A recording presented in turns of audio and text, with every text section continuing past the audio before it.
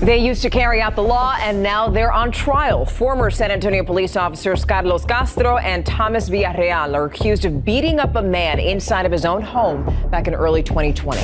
1 year ago, a former San Antonio police officer, Thomas Villareal, this man here, was on trial for aggravated assault by a public servant. And today, he's trying to get his job back. A judge declared a mistrial in the case against Villareal and another former officer. Eventually, both of them had their cases dismissed. Anywhere I went, people recognize me from the news, gym, doctor's appointments. They'd be like, hey, weren't you on the news? And then a lot of information, wrong information was placed on the media, which made us just look like bad guys. You got the rap and you took the friggin' ride, okay, for almost 5 years. I refuse to work for a leader like what we have up there in the at headquarters.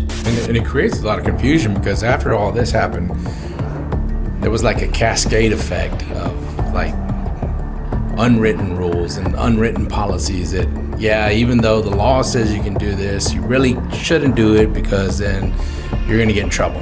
What about the association? Did the association be there as like this critical position that we support you, we'll be here from you, we aren't gonna forget you? No, to be honest, all I had, the only support I had was from my unit and from my sergeant. Up until today, honestly. You might think you're doing the best, and the right way and stuff, but look what happened to Tom and Carlos.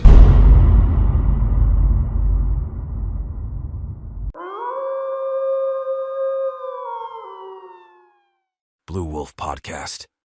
Welcome to the Blue Wolf Podcast. I'm Willie Cantu. I'm here with my partner in crime, David Sapansky, retired San Antonio Police Department captain. We're here for another, I'm going to say another, it is another podcast, but it is one that I have been wanting to do. And then, of course, when David came on, he was like, yeah, let's do it. But just for my own reasons, time, other things like that, perhaps the officers involved, because it involves two San Antonio police officers. They were still in litigation, also arbitration. One is still in arbitration, but one of the officers, and we'll get to introducing them here in a little bit, is here because he ended up resigning. He got his job back and resigning. We'll go into further detail about that. But this situation, this case that they were involved in was purely a political persecution. It was a fallout from the George Floyd case, and everybody knows who George Floyd is by now. If you don't, you live under a rock, no doubt, because that dude and that situation changed policing forever. I don't know if we'll ever come back from that. If we do, it's going to be very little, but it almost literally happened overnight with that. But prior to that, this war on policing started with Obama. And I know it'll probably piss some people off, but that is the truth. It started when a black Harvard professor friend of his was detained. He wasn't really arrested, but there was a call at his house for an intruder, and the officers arrived, and it was him who was, I don't know if he'd lost his key or whatever, but couldn't get into his house, and they didn't know who he was. And all this idiot had to do was just go, hey, it's me, I don't know, but officers, depending on the officer, might detain you until they determine who you are. And again, detaining is not an arrest necessarily, but you just comply. That's where this would have gone. But then this Harvard professor was black. He was a good friend of Obama's, like I mentioned. And of course, he brings racism to it, saying that you only did that because I'm racist. And that's where it started. So they get a quote from Obama, and his telltale quote was that the police acted stupidly.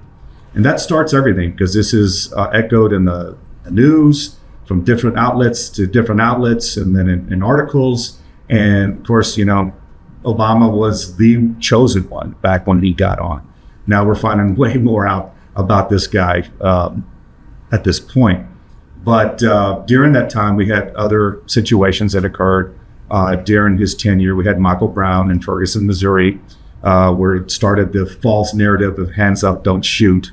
which they did determine it was a false narrative. But even when the activists were called on it, they said, well, it's now a chant, it's a mantra or of some sort. But then you had Breonna Taylor Michael Brown was in 2014, Breonna Taylor was in 2020 of March. And of course, George Floyd was in May of 2020. Now, the reason I say this is the fallout was because this situation occurred in January of 2020. So this is before George Floyd, just a few months before George Floyd. But of course, investigations take a while, and it gets up into the point of where, because the department has 180 days, 6 months to administratively investigate situations, involving excessive use of force or other policy violations and all. So this situation was investigated, and then things started rolling about June of, am I right? But June is when the punishments started. Yeah, so there's a timeline, but I just want to make your point real quick before I forget. It's so important, to lay these things out, because it's the power of access. This guy had direct access to the president of the United States, and in this case, there's somebody out there that was an activist that had direct access to the 6th the police department. So, there's a narrative here that kind of shows what access can do and how those reactions can happen. Yeah, so the incident happened in January 17th. It was on March 30th when you were finally notified that there was a formal investigation. May 31st, so a couple of months later, you gave an interview to Sergeant Lusa, I think. May 14th, Lusa completes his investigation. June 3rd, the CARB meets. June 5th, one of the DCs gives you a return to duty.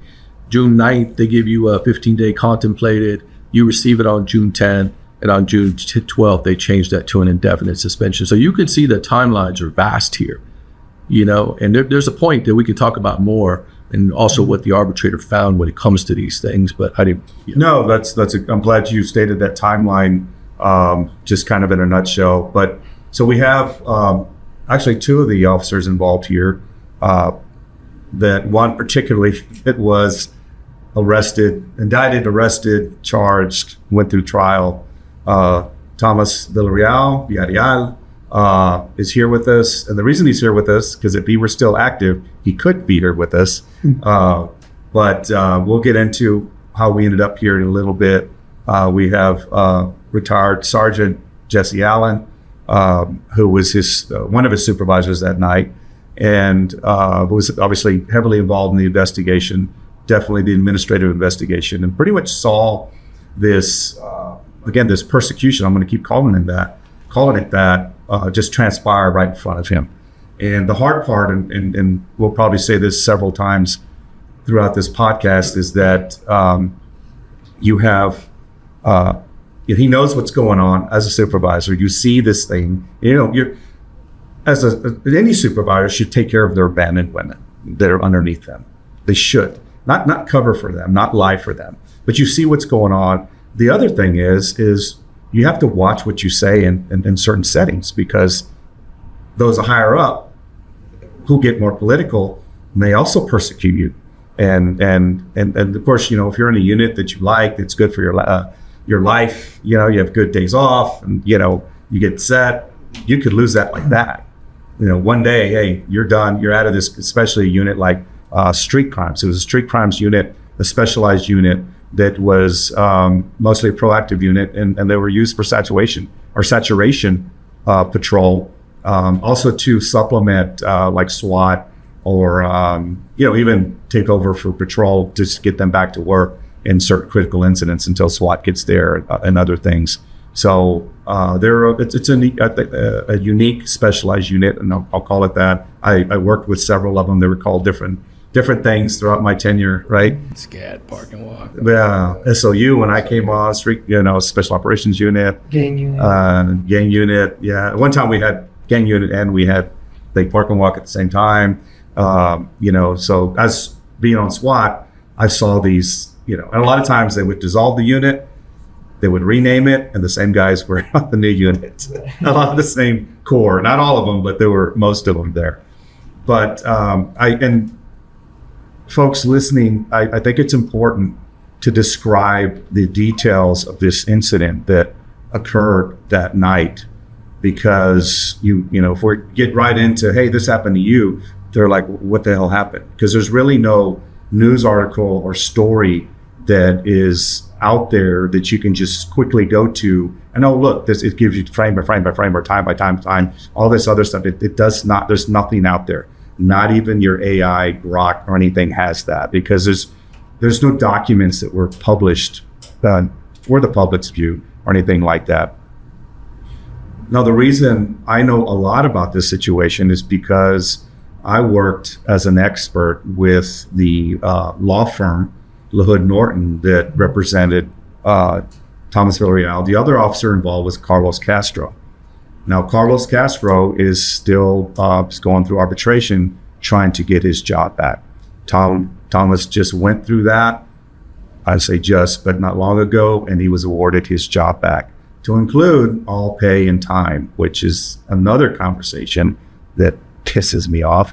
But we'll, you know, again, we won't spend too much time on that. So I got to see all the documents. I got to see the body cameras. I got to see the dash cameras. I got to read the reports, all the reports. You're talking about reports from the officers, reports from the supervisors, reports from internal affairs, prosecution guides that were there, medical records of people that went to the hospital. Also, you know, through the research, there were articles written by the media. Of course, the media did not help these guys whatsoever. They try to paint this crook, as they did George Floyd, try to clean him up like he was just, he's about to become the next president of the United States in a few years. That's what they always do with these people. But let me get to it. As we said, David said, January 17th, about, I'd say it was about 10 o'clock in the evening is when it started. Officers Castro, and I won't mention their partners' names just because they're still active. I mean, if you know about it, you'll figure it out. The only time I talked to any of these others was when I was working on the case and they were in the courtroom. I didn't interview anybody, but I read the reports. So I'm not going to mention them, just out of respect for that. I know Internal Affairs is watching, so I don't want them to go after them, but whatever. So Officer Castro and his partner were patrolling the East Side Service area in San Antonio, Texas. Now, the demographics of the East Side Service of San Antonio is predominantly African American. And as long as I have been a police officer and working in specialized units, the highest crime area of anywhere in the city was the East Side.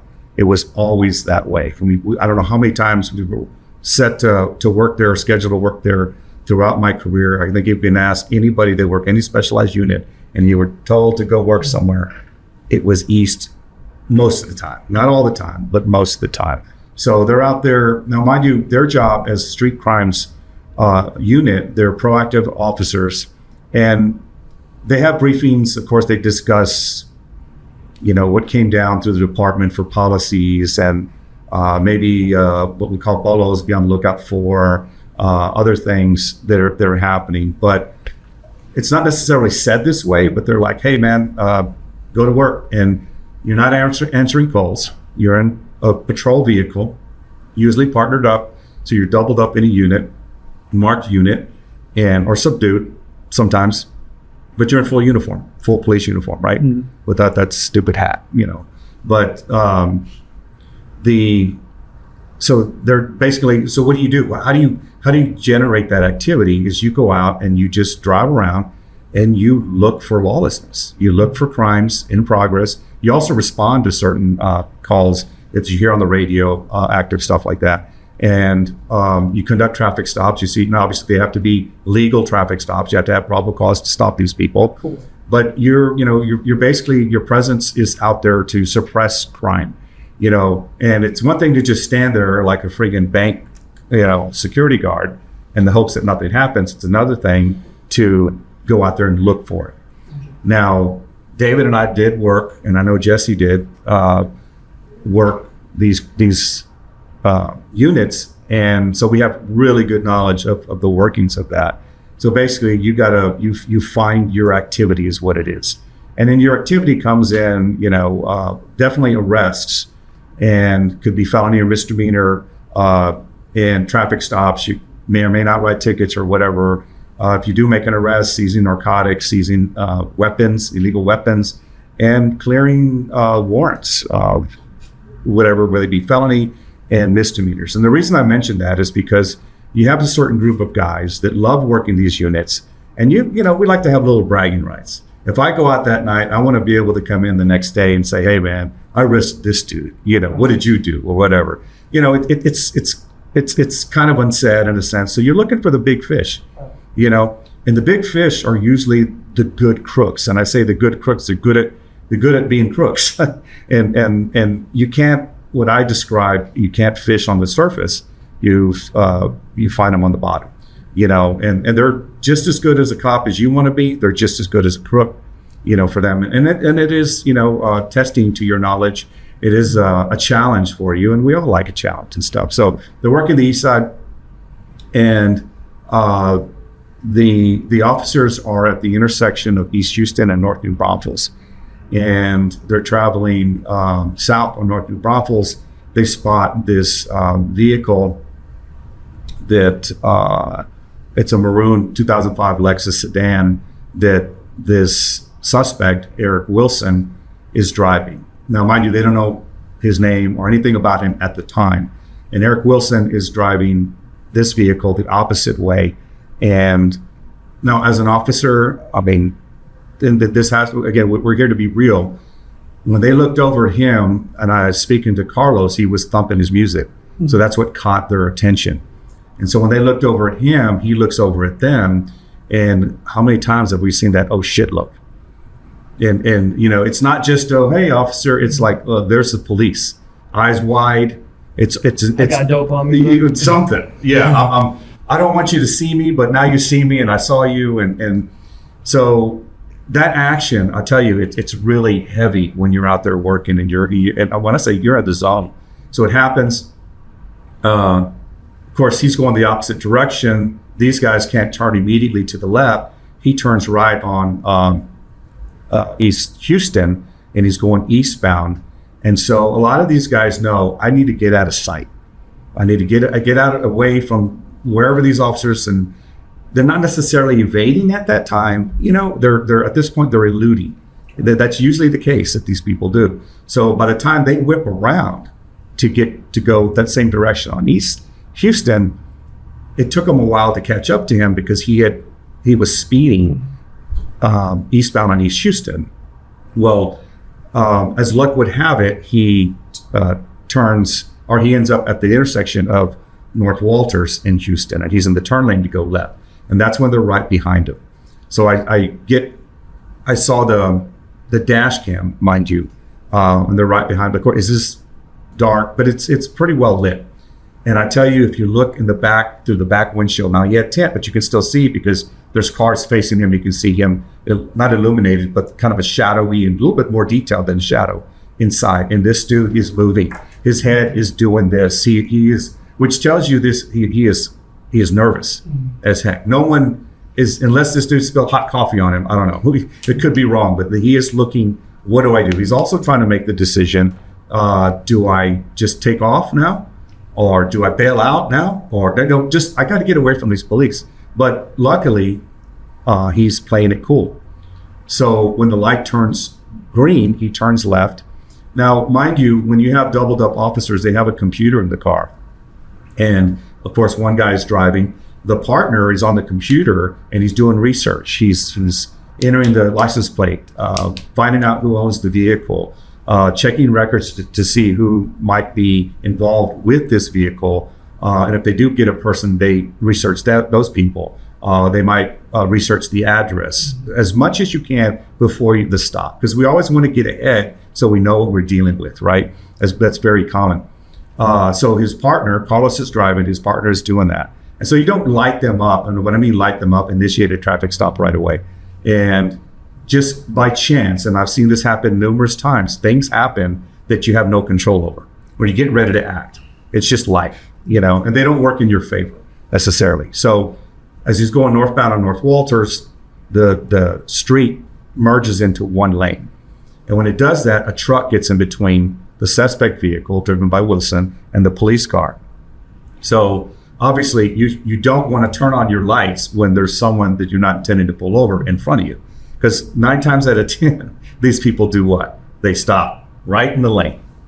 And you can't go around them sometimes, or you have to go around them, which still impedes your progress. So they didn't light him up when I say light him up right away. So once this light turned green, the truck cleared and now Wilson had already turned right on Lamar Street. When the officers turned right on Lamar, his partner had his body camera on. And it's very telling. You hear him say, "Good Lord." And what he meant by that was this suspect vehicle, because you have an idea how far away you are from them and how far they should be ahead of you if they're following the law. Well, he said that because Wilson had punched it and he was way ahead of them by now. And so now they know he's evading them. Okay. Now, practical purposes, can you arrest him for it? Not necessarily. But in your mind, you believe he's evading you. You've already seen this movement and all this other stuff. You get this zone. Everything is linked together. So they speed up, and by the time they catch up to him and initiate their lights, he turns immediately into a driveway of a private residence there. And it's in the 1900 block of Lamar. I won't give the address of the house or anything like that. This was about the time you and your partner, Tom, came from the other direction, right? And we were behind Carlos. Oh, you were behind Carlos? Correct. Okay. I remember seeing your car on the side of it there. No, I think Carlos kind of pulled off to the left side and I kind of pulled off to the right side, and we did what we call like a felony traffic stop. I mean, we immediately knew he was going to be a problem from the minute we turned onto Lamar, and he's halfway down the block as we're turning. We already knew where this was going. Well, I didn't want to go there just yet. Tell me, since you mentioned it, why did you immediately know that he was going to be a problem? A lot of this just comes from training and experience, being a police officer, working with a specialized unit. You pick up certain behaviors that are just typical with, like you said, crooks. They have a certain way of doing things. And we already know kind of what we're going to get into before we even get into it. It's a feeling. It's a feeling you get. How long had you been a police officer at that point? Almost 5 years, I want to say. Okay. You're coming out of that rookie status of Right. almost 5 years. Still fresh. That's the way you kind of judged it, right? If you've been on 5 years, you're not really a rookie anymore. Right. Yeah. Okay. And I'm glad you mentioned that. So, but y'all get there almost at the same time. Correct. Right? Get out. And when he's talking about a felony car stop, felony car stops involve the officers getting out, weapons out, because we don't know if this person's armed or not. You'd be a really bad officer and an idiot if you didn't have your weapon in your hand on a situation like that. And again, depending on, I never really heard what they found out from their research, on the vehicle. Correct. I believe it was registered to him, so they had to have probably seen his record. So you, not necessarily the person driving, but you have a good indication that they are that one. So the vehicle, Wilson's vehicle, pulls into the driveway. The rear of the vehicle is covering the sidewalk, so he's blocking the side. That's a violation in and of itself. It's very minor, but still, you can't block the sidewalk, no doubt. So y'all get out. Wilson gets out immediately. And he was very calm and cool.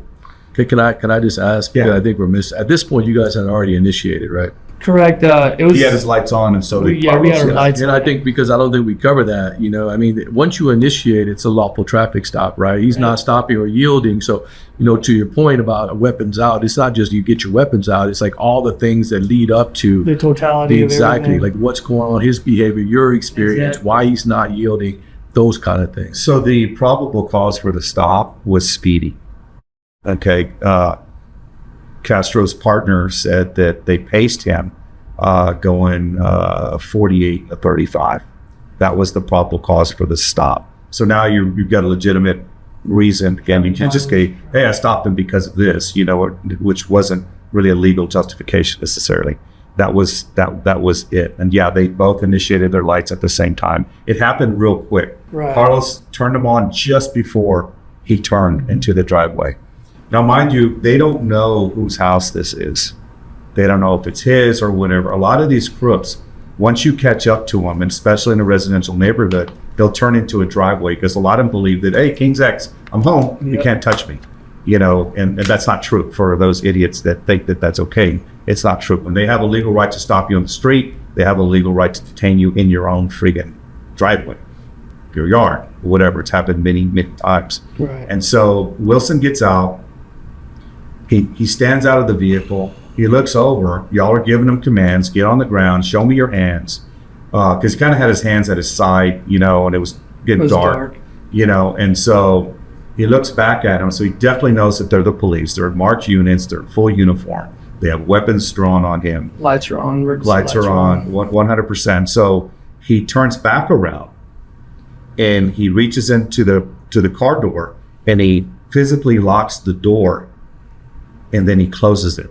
Now, if you're a good cop, and for those that are just learning, that should give you an indication that they don't want you in their car right off the bat. We've seen that how many times? Every time. Or when you initiate a traffic stop and they get out to meet you at your vehicle, which is dangerous in and of itself, but they don't want you near the car. They don't want you to see what's in there. They don't want you to smell what might be in there, you know, or anything else is what, you know, again, it's experience. You learn that as you do plenty of these stops. So he closes the door.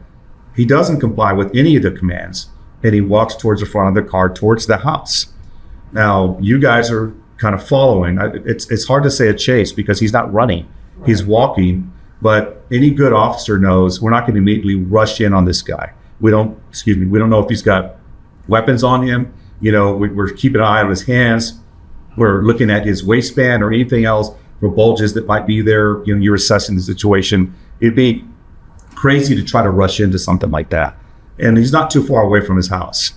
So as he walks towards the house to get to the door, again, so many situations, so many things that happen. You know, the vehicle, the truck that got in between them, you know, not your favor. As you guys get up to the doorway, Wilson's y'all didn't know this, but now the hindsight that we do know, Wilson's felon brother steps out of the doorway onto there was a couple of steps to the door. He steps out, opens the door, and he said, "Hey, what's going on?" Because he hears the officers yelling at Wilson. He sees the lights on, and he's like, "Hey, what's going on?" Well, Wilson gets up to him, grabs his brother, and he chunks him and pushes him into the officer's way. So he used his own brother to hinder, as a shield to hinder y'all. So you guys don't know. I mean, this dude looks like a felon also. You guys grab him, handcuff him, and detain him. And he really is like, he's really appearing. I thought he really didn't know what was going on. Now, it could have been that Wilson called him and said, "I'm on the way, you know, can't help me," or whatever. But I'm just going by what I saw on the body. Like, he was like, "Well, what is going on?" You know, he didn't fight. I mean, he might have resisted a little bit because he was still stunned. You know, I'm going to give him that. But no problems with him. They handcuffed him and moved him. Well, Wilson gets into the doorway of that house and he closes the door behind him. He locks it and he puts his body weight up against the door. So mind you, my indication here, and again, David and I talking, he says it could be argued, which it was argued, if you should continue to proceed. Now, I believe you have fresh pursuit. You know, because the only way to enter into someone's home or residence is with a warrant, which y'all did not have, and then exigent circumstances. Okay, so one of the tenets of exigent circumstances is fresh pursuit. Now, I know the departments don't like that. They really don't like that. They try to make policies to say, you know, don't do it, pretty much. But again, policy is not violating a policy, and not necessarily violating a law. You know, is what it was. So the other thing was, did y'all smell something as y'all passed the car? Yes, we did. When we exited our vehicles, we had our guns drawn after we were giving him all commands and all that. As he rushes in towards the house, we did smell, I smelled a strong odor of marijuana emitting from the vehicle. Okay. And that's passing the vehicle as you're going after him. Correct. Okay. Well, the smell of marijuana, and then him hurrying and not complying also creates this urgency that he might destroy evidence at the time. That's another tenet of exigency. Can we ask real quick, just so sometimes we'll go on and we'll miss it. Like, what was your state of mind at that point? Like, what were you thinking? Like explain to us and everybody that may be listening. Like, what are you thinking? Like, you think the guy's armed, and I don't want to put words in your mouth. Your experience says he's not supposed to be doing that. But before you do, let me tell you that the city in the arbitration said that you guys were put out there specifically. These are the city's words. East Side has seen a significant increase in crime and murders. That's what they said. That's why they deployed SCU out there. So, that's your job. Work high crime areas and be proactive, right? So what were you thinking? I mean, automatically going to a side like that, especially with the events that were coming up, I believe it's close to Martin Luther King. That's, like you said, we had a lot of high crime. They specifically told us that roll call we're hitting the east side due to exactly what you just said. So we already had that mindset to go out there and be proactive, show, presence out there. But I mean, a situation like this, so much is going on in our mind. I mean, I know we I'll touch on it real quickly. We talked about it earlier, but I mean, just a case we had right prior to this incident. I mean, our adrenaline's out the roof already, and this happened a couple blocks from the initial incident with a stolen vehicle, a guy jumping out with the AK-47, trying to come out with it. He falls to the ground, unable to grab the rifle. I mean, that would have been a shootout all day long. With a separate incident in a proximity. Exactly. Okay, just right before the situation. Right? So we chased this guy blocks. Our adrenaline's already up. We're tired. I mean, we recovered meth, cocaine. Guy, I believe, had like 3 or 4 felony warrants. Was in a stolen vehicle. I mean, that's the east side. You know what I mean? That's what we get into. That's what we do. And our adrenaline is up and down all day. So going back to what was going through my mind as Eric's, exiting the vehicle and approaching the door and all that. I mean, there's so much going through our mind. We're looking at tactics. Where's our partner? Are we all together? We don't want no crossfire. We're looking at windows. We're looking, trying to see if we hear any other individuals inside the household. I mean, so much stuff is going on. We're looking at his hands, make sure he's not making further movements, reaching into his waistband, doing anything like that. So a lot is going through our minds at that particular moment. No, that's excellent. I mean, that helps people better understand, because Willie and I say it all the time, but you were actually there. You're the subject of this investigation. So you're talking about the millions of things, maybe not millions, but all the things that are going through your mind to make sure that you can stay safe, right? Including who may or may not be in the house, right? Now, those are important because later we're going to talk about the IA investigation, and they brought us some things that really don't allow for what you just said. The IA investigators are looking at things very policy oriented, and you're doing a very good job of describing. I'm taking all of these things into consideration. Exactly. Okay. I just and great point. The other part is, and we need to mention it, is that we as law enforcement have to be thoughtful of our lawful justifications, right? Whether it be use of force, the arrest procedures, because you have body cameras on. There's a dash camera. They didn't have any surveillance cameras that I know of, but you have to be conscious of that. Maybe someone else coming out, because later all the neighbors came out, cameras out, just waiting to catch you to make a clip to go viral, and the police are bad. You know what I mean? Is the way it is. But that's important in and of itself. Now, I do want to say, and again, because we're trying to be real, and hopefully that those that are watching, especially that maybe are interested in law enforcement, because crime movies and shows, they really do capture a lot of people's attention. But I think it's important, and what they do miss, it's important to know, just like David asked, what is going through your mind at the time, because things are moving real fast. Thomas mentioned that there was a situation just before that, car chase, AK that could have ended up in a shooting. The adrenaline is up. The dude is a bad guy. He's got felony warrants. He's got drugs on him. Now, mind you, these guys aren't going, oh my God, I'm afraid. We're going rock and roll, man. It is a fun night, especially for an officer like we are. I've been through those situations. It's just bumping. Boom, this is happening. Boom, this is happening. And all this other stuff. Now, Jesse, you were supervisor that night. Jesse's retired now. And you supervised that incident, right? Just before the one that we're talking about? Yeah. Sure did. And then right before that, it was a busy night for supervisors. Prior to that, there was another, I guess, incident where somebody was upset that they had been detained and refusing to give their name, and they wanted a supervisor. So we'd gone to that place, spoke to that individual. I advised him why he needed to provide his name, why he was being detained. That was actually my incident too, sorry. Was it? Yeah. All right. So then, You were getting a lot of shit that And night. No, he was doing his job. Yeah, He was exactly. working. Exactly. You know? and it was related. That's right. And it was related to the guy that had run from the car. Correct. So he was wanting to know why he's detained. He matched the description of the guy that run from the car. So I explained to him why he was detained.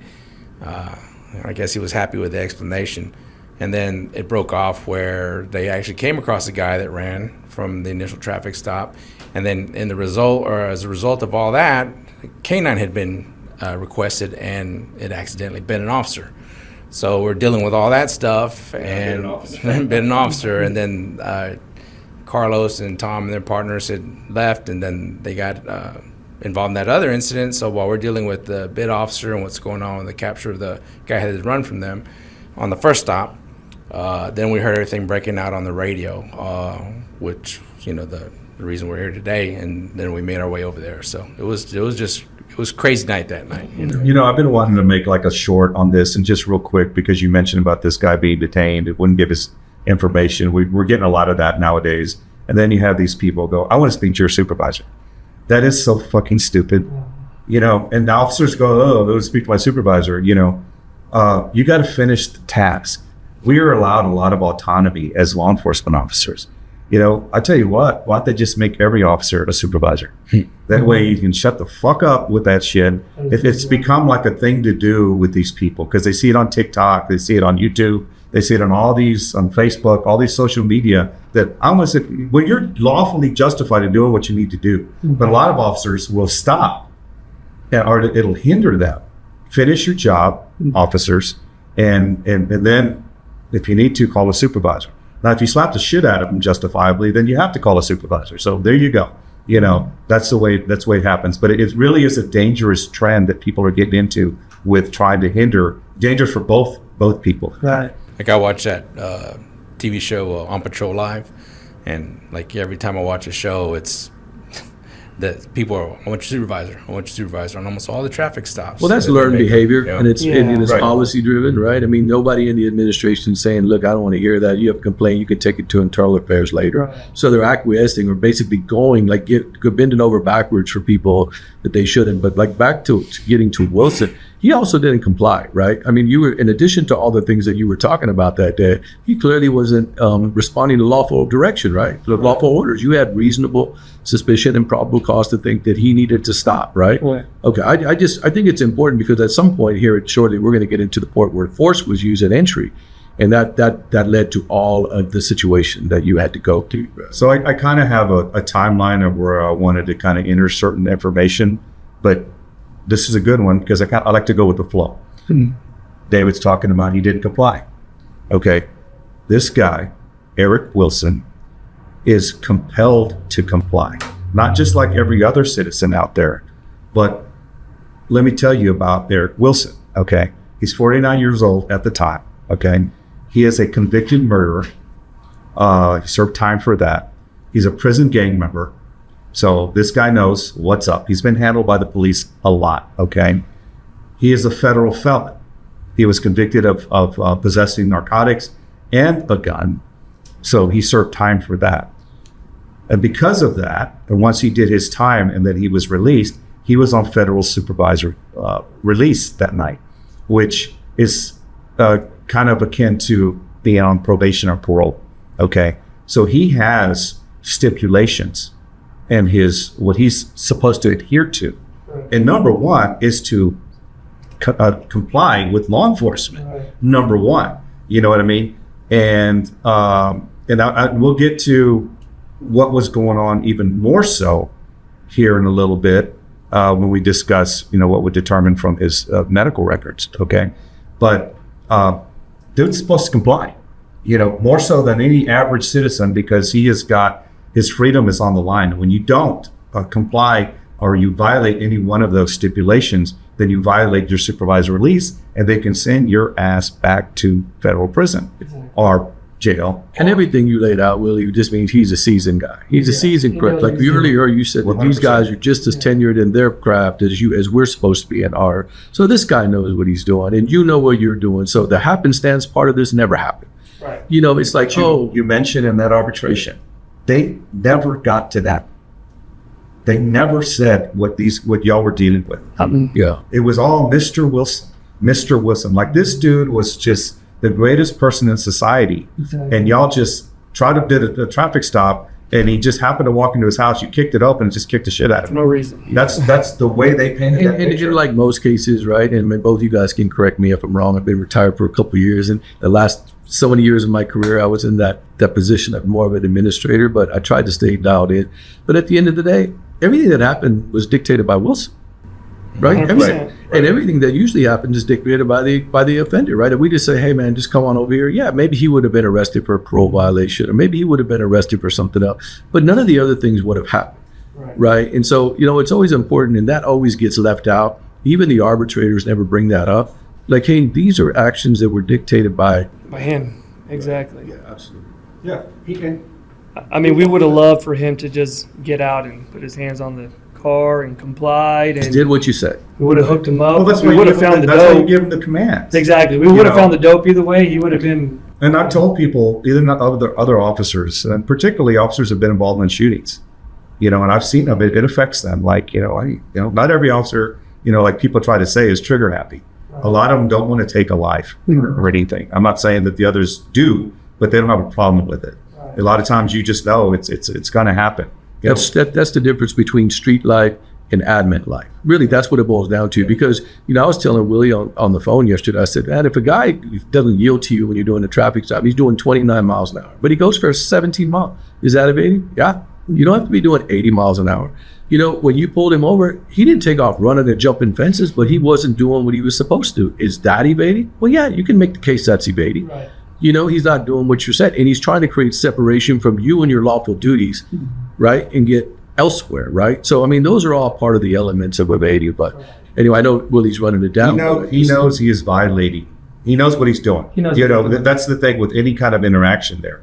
We are trying to guess what they're up to. They know what they're up to. And then we have to react to them. Correct. But they're also trying to act like they're not up to it. Exactly. Almost all the time. That no, because it's just they're guessing and we're guessing, and it's more dangerous for us to guess because we have these rules to follow. They don't have any rules. They're supposed to, but they don't care, especially once you're a seasoned crook like that. This guy knows that he's already dirty. Okay, he is violating so many tenets of his federal probation that at this point, because he knows he could possibly go back to prison, what else is left? Yeah, I think I remember when I was watching the video, he was actually playing word games. I think he was asking, who are y'all? Who are y'all when y'all are telling them to stop? Yes. Yeah. Yes. Yeah. And y'all were yelling at him saying it's a traffic stop. Ain't no traffic stop. I mean, I had to listen to these body cams from everybody, and the common denominator in there was this guy would shut his fucking mouth. Yeah. And so here's the thing, and I'll get to it here in a little bit. He ended up getting injured, obviously broken orbital eye socket. I'll talk more about what ended up with him, but broken orbital eye socket. And what I told when I finally started working on the case, we're looking at the bigger picture. Of course, everybody's, oh my God, this guy's bleeding, from his orbital eye socket, and he is yelling. Well, if you pay attention, he's not yelling because he's hurt. He's yelling because he's pissed. And a guy like him is pissed because y'all got over on him. You know what I mean? He would prefer to settle it if you just go on the street, take off your badge and your gun, and y'all duke it out. Right. That's a guy. He's, I kind of respect that in a sense. Now we can't do that.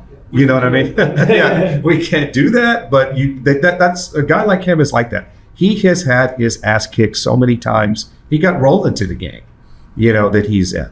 And a guy like him has probably had his ass kicked in prison several times, on the street several times. None of that was really anything to him. He was just mad that that y'all got over on him. You know what I mean? So I had to listen to it. Oh my God, it gave me a headache. But so he gets to the door closes it. And y'all are, I mean, we're talking closer than David and I to reach to get this guy. Right. You know what I mean? And that's why I say, because there were questions brought up like, well, why didn't y'all back off? Because every time we're almost there. We're almost there. If we just go a little bit further, we can get him. So he's just running the other side of this door. So immediately, who starts kicking it? First kick was Carlos Castro. Okay. Now, mind you, Thomas is a big boy. Carlos is just a big boy too, okay? So Carlos kicks the door, okay? And when he kicks the door, it opens a little bit, but he broke the lock when he locked it there. And it went open a little bit and then closed because Wilson's body weight is up against it. Right. Okay. And so you keep kicking it, and now more officers are showing up. They're kind of surrounding. They're kind of looking through windows. They're trying to get intel on what's inside the house. Or somebody starts shooting at us from inside the house. All this other stuff. And y'all are telling him, "Hey, show us your hands. Show us your hands." And he's just yelling, "This ain't no traffic stop. You don't have no right to be here. You can't come into this house without a warrant." Yada yada yada. So moving forward, and this is important, and if I would have been able to help y'all on your arbitration, I would have definitely brought this up because we never got to it in trial. You know what I mean? Their case ended up in a mistrial the first time they went to trial because of the DA's ineptitude. And that's a whole nother story in and of itself. But that's where it ended. We didn't even, as the defense, get on the stand, mind you. That's how bad they messed up. So can we just not assume that everybody knows that you were subjected to two different avenues, right? You were looked at administratively for violation of the rules or regs for a couple of things, right? Warrantless entry, and then the use of force. Correct. That's one thing. That's your employment, right? That, and then the other side of it, a year later, you were indicted for violation of use of force, right? Whatever they did. I think it was assault PO, right? By public servant. Aggravated assault by public servant. Right. And so those are two very different things. And what Willie's talking about, that was ultimately led to a mistrial, and then they dismissed it outright. Correct. Right. Correct. So I just want to make sure people know what we're talking about. And because the arbitration only dealt with the administrative side. And you and Carlos were tried together. Even though you have two separate cases, y'all opted to stay together and go to court at the same time, which again is important to mention because it deals with the outcome of the case pretty much. And again, we may or may not get too far into that because again, we could go off on a whole nother vein, be here for another hour for that, It's a good topic though. It is. Yeah. It is. So, and I might touch on it, but so he gets in, y'all kick the door. At some point, I think was you or Carlos that grabbed the stool. Carlos kicked the door one time, and then I kind of moved him out of the way, and I took over and started kicking the door. I don't know. I want to say I kicked it about 15 times, 14 times. Yeah, they said 14. That's what my report said. And at one point, towards I guess the last kick, we could say, Carlos found a metal bar stool right on the side of the house. So he grabbed the stool and gave me that look like, "Kick it, bro. I'm gonna put it in." So that's what we wide did. enough to jam that stool into. So that's what we did. I remember, just had like one kick left, and I was exhausted. I kicked the door. He put the bar stool and kind of pried that door open. So he kept an opening because Wilson's body was still up against the door. The door, and so they're still yelling at him. Of course, now that we're here's that other step. Now we're almost in. Right. You know what I mean? And then I believe it was you that used the taser. I used the taser. Okay, so Thomas reaches in with his taser through the opening and points it to where he knows that Wilson is at, the suspect, and you fire the taser. And so, mind you, the taser has two prongs. It's connected to wires for those that don't know. And it obviously, the tasing is a shock, electrical shock. And one of the prongs hits him in the hand. The other one goes off into the wall. In fact, they didn't even know. Remember, we didn't find out till where it was until the trial. Right. You can see it on the body cameras embedded in the wall. So it's not going to shock him because it doesn't complete the circuit on it. But it did do enough to distract him to release his tension on the wall, which y'all end up pushing forward and going in.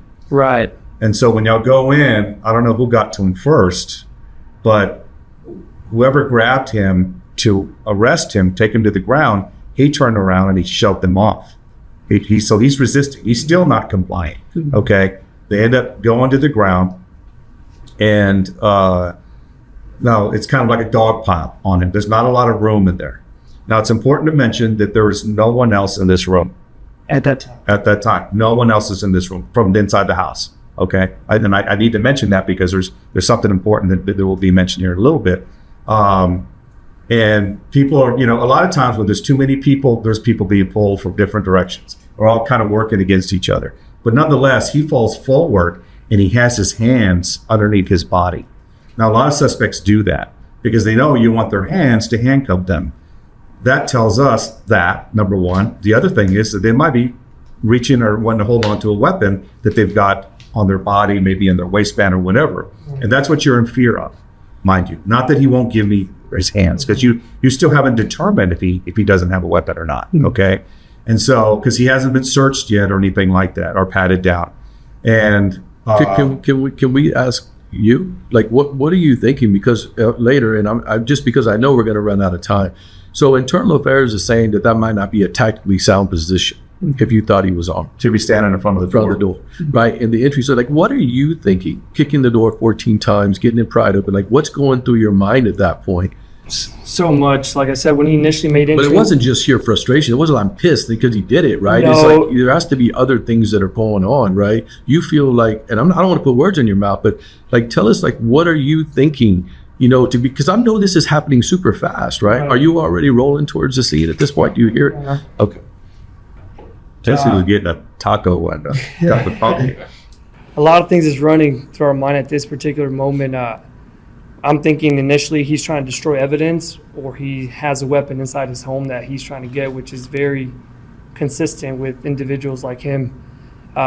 So my job is to get in there as quickly as possible to prevent destruction of evidence or prevent him from getting that gun, and then it turns into a bad day for all of us. Did you think he might have a weapon at that time? I did think he had a weapon. As a matter of fact, the reason why we didn't initially rush him when he got out of the vehicle was because he had his left hand down to his side. Yeah. And those are important facts. And all that is I'm thinking the whole time, he's got a gun. And that's why we didn't rush him, because my normal reaction, even, Carlos and my partner, his partner, they know if I'm coming out, I'm going to run, especially if I see your hands, I want to close distance. That's just the way I work. Yeah. I hate distance. Distance kills you. So my initial reaction would have been grab this guy by the car and work the scene at that point. But since his hand was down, a million things are going through our mind. And once we made entry, I'm thinking the same thing, like, okay. And you're put out there because there's been an increase in violent crime, right? You just left the scene of a guy that bailed with an AK, gun, right? Yeah. And drugs. So, when he rode over to me, it becomes more of a threat at that point. So you struck him when you rode right. over. I need to be able to see his hands, so I struck him to, pain compliance, to try to get him to show me his hands while we're giving him these verbal commands. And with the closed fist, you struck him to his face. Right. And by what the camera showed was 4 times. Right. Is what I don't remember the number. That's what, they were all on top of that. They were definitely counting from the body camera time. Right. Okay. And you struck him 4 times. Now that he's facing you at that moment. And again, he rolls back over on his with his hand still underneath him. And now, you didn't know it at the time, but people are coming in and they're shoving you. You're getting bumped forward. They're trying to get into this small area, and you're kind of like, I saw you, like you're trying to hang on to things. Is Wilson indicating at all that he's going to comply? At any point, does he say, "Hey, okay, I give up. I give up"? No. See, so the reason I say that is we did a podcast with a local reporter, right? And he does a lot of there's a lot of police related. Dylan called you, right? I don't know if you watched it. I did. But so you were brought up, both you and Carlos were brought up, and I just remember, and I was telling Willie, you get distracted, but at one point he says, I saw him get hit 11 times, right, into the face, and I meant to say it, and we get sidetracked, but and you're a supervisor. I was a supervisor. You're a tactics guy, right? You've got experience. So I should have. What I wanted to ask him is like, well, what would have been reasonable? Obviously, you're saying 11 wasn't. 1 didn't work. At what point would it have been reasonable? Only not the chief knows. I don't know. Because it's all based on what this guy is doing. That's what they're missing. Yeah. Exactly. Only they know. Yeah, only they know. Because at some point, if the guy says, okay, here's my hand, and you pop in 3 more times, okay, that's out of bounds. Yeah. Or he's in handcuffs. Right. And punch him You in know, the and I face. think that's important. And it's never really brought up here because IA is trying to make the case that the force was excessive. And we'll get to this in a little bit, but the 3 experts for the city that work at the academy all said no, it was reasonable. Right. And so you see the disconnect between the administration and what's out there. You know, and that's the hard part to deal because I don't think Dylan was being malicious in it, but he was passionate about saying, well, I saw them hit that guy 11 But times. he's just as ignorant as the other citizens there that watch it. Well, he shouldn't be because one, he's reporting the No, he news. shouldn't. And second of all, by his own admission, he's been to every one of these arbitration meetings. And I kind of missed my window on it. A lot of times we'll just kind of get misdirected. But I think anybody that's out there, now there's an opportunity for you to clear it up by saying, yeah, you know, if he would have complied, I would have stopped. But because he may or may not, and I'm not putting words in your mouth, but you have to assume there's a weapon there, right?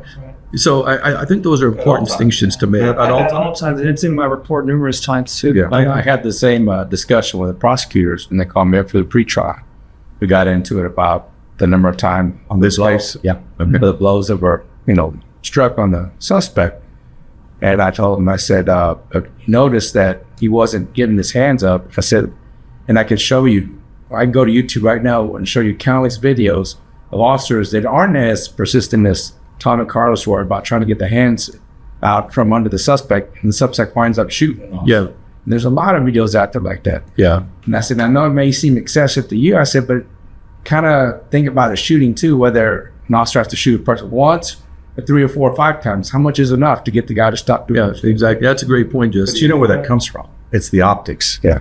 It's the optics of it all. And that's what people, that's why George Floyd's arrest and the outcry with everything garnered so much attention, was because of the sympathy for this guy, because they saw it on, had it happened and it wasn't on camera or anything back, they would just have to assume. Can I ask you if at any time, right, you're not on the department anymore, right? All that's been done, right? You're out, you were cleared, dude, if at any time, if this goes, all right, sir, here's my hand, you would have stopped, right? 100%. And I think that's important to note because in the arbitrator, the decision by that was rendered by the CARB, like their recommendation, the internal affairs investigators outtake. The car business surveying. Yeah, so it's made up of 2, right? We used to call it. So now it's the Chiefs Advisory Recommendation Board, but it used to be called the Advisory Action Board, right? It's made up of 7, right? I'll say it again: a deputy chief, a captain, a lieutenant, a sergeant, a detective, 2 officers, right?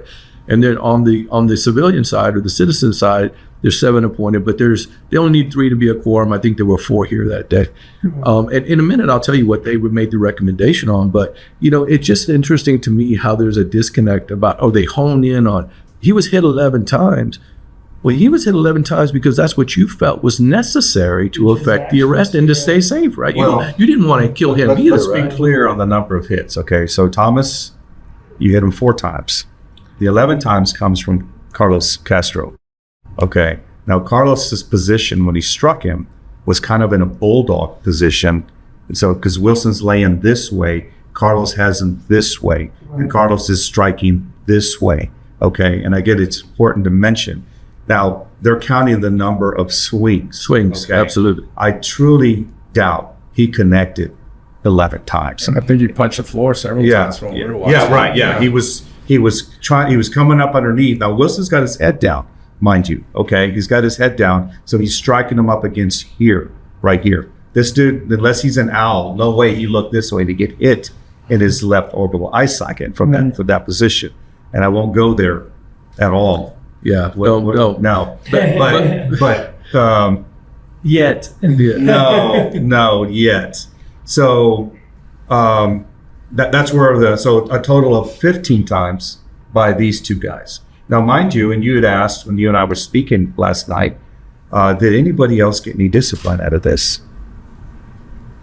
No. The other 2, you were riding with someone else. Carlos was riding with someone else. Right. Did they get disciplined? They didn't get disciplined for the unlawful entry that IA said? No, one of them was placed on admin duty immediately with us because I think he punched 1 time.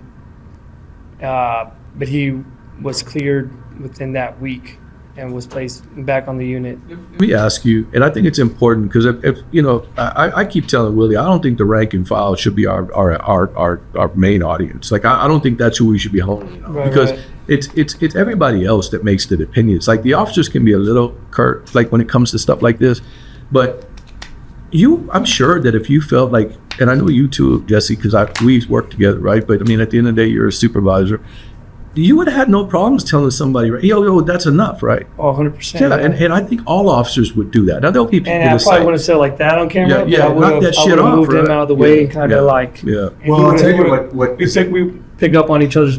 yeah. what a telltale sign of what you're trying to get at there was, and I caught it, okay, when I was looking at the body cameras, like David said, hey, okay, and he gives you his hands, okay.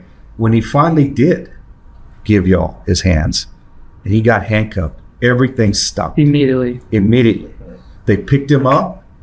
He's still being a jackass, but no one walked him out, intentionally shoved him into the door. No one was, pardon my language, motherfucking him. There was no one You for know, the road. No one punched him at all, anything. I found it very professional, all the way to the point of he went to the hospital. None of which Nobody, put in. none of that is put there. So that just shows that you guys weren't rogue just to beat the shit out of someone. Now, mind you, the public wants to believe that y'all are the most racist people in the world, and y'all are just stopping him because he's black. That's what they try to make this to be. You know, it was a racial issue. Yeah, I explained that to the prosecutors as well. I said, what they were doing wasn't punitive. It wasn't like they were pissed off hitting that guy. I said they were using force as a tool. I said once they got compliance, it was over. They handcuffed him. They took him out. They sat him down on the curb. They weren't cussing. They didn't slam him against a car. They didn't punch him some more. I said it wasn't like they were just pissed off beating his ass. I said they were using Even force when to he get was him to yelling comply. at them, he was on the sidewalk, being an asshole before EMS could get there. Yeah. No What one. to say in the general? Huh? What's it say in the general? Force immediately necessary to effect the arrest. Exactly. Right. And so, like, you know, so when you look at this, when I look at the IA investigation, and I know this sergeant in passing, like at he was assigned my last part, they sent me down to the chief's office. It was like COVID forever, right? And so, you know, that, you know, I know him in passing, but I don't really know a lot about him. But what I do know is that, you know, it's easy to get caught up in a world of internal affairs when you report directly to the chief, and the chief's office is always communicating with internal affairs. So I'm not advocating for him or against him. I just know that an obvious objective kind of a investigation doesn't happen a lot, especially on high profile cases, because there's always communication coming down.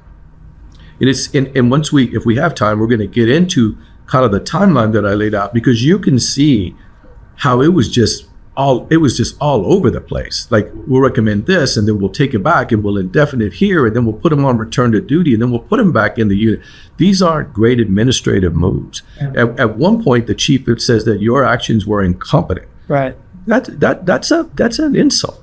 But when you look at the arbitration hearing, and you look at some of them that we've covered in the past with Vargas, I don't know if you know Officer Vargas, he went through something. So yeah, Andre Vargas? you know, Awesome officer. yeah, and so, you know, the only one that's showing that he's incompetent is the chief of police, and You can see it in the ruling. 4 times in the ruling, they say that the chief had no evidence to substantiate or validate an indefinite suspension. That's the same thing they put in the Vargas case. And so when you're looking at this, you're like, hey, doesn't anyone see this? The discipline isn't in line with the actions. It's not consistent in its nature, and it's getting overturned. So that means that either, and then he says, I don't remember 3 times. I don't recall that. In fact, at one point he says, I don't even recall a 15-day being on the table, but they issued it to you, right?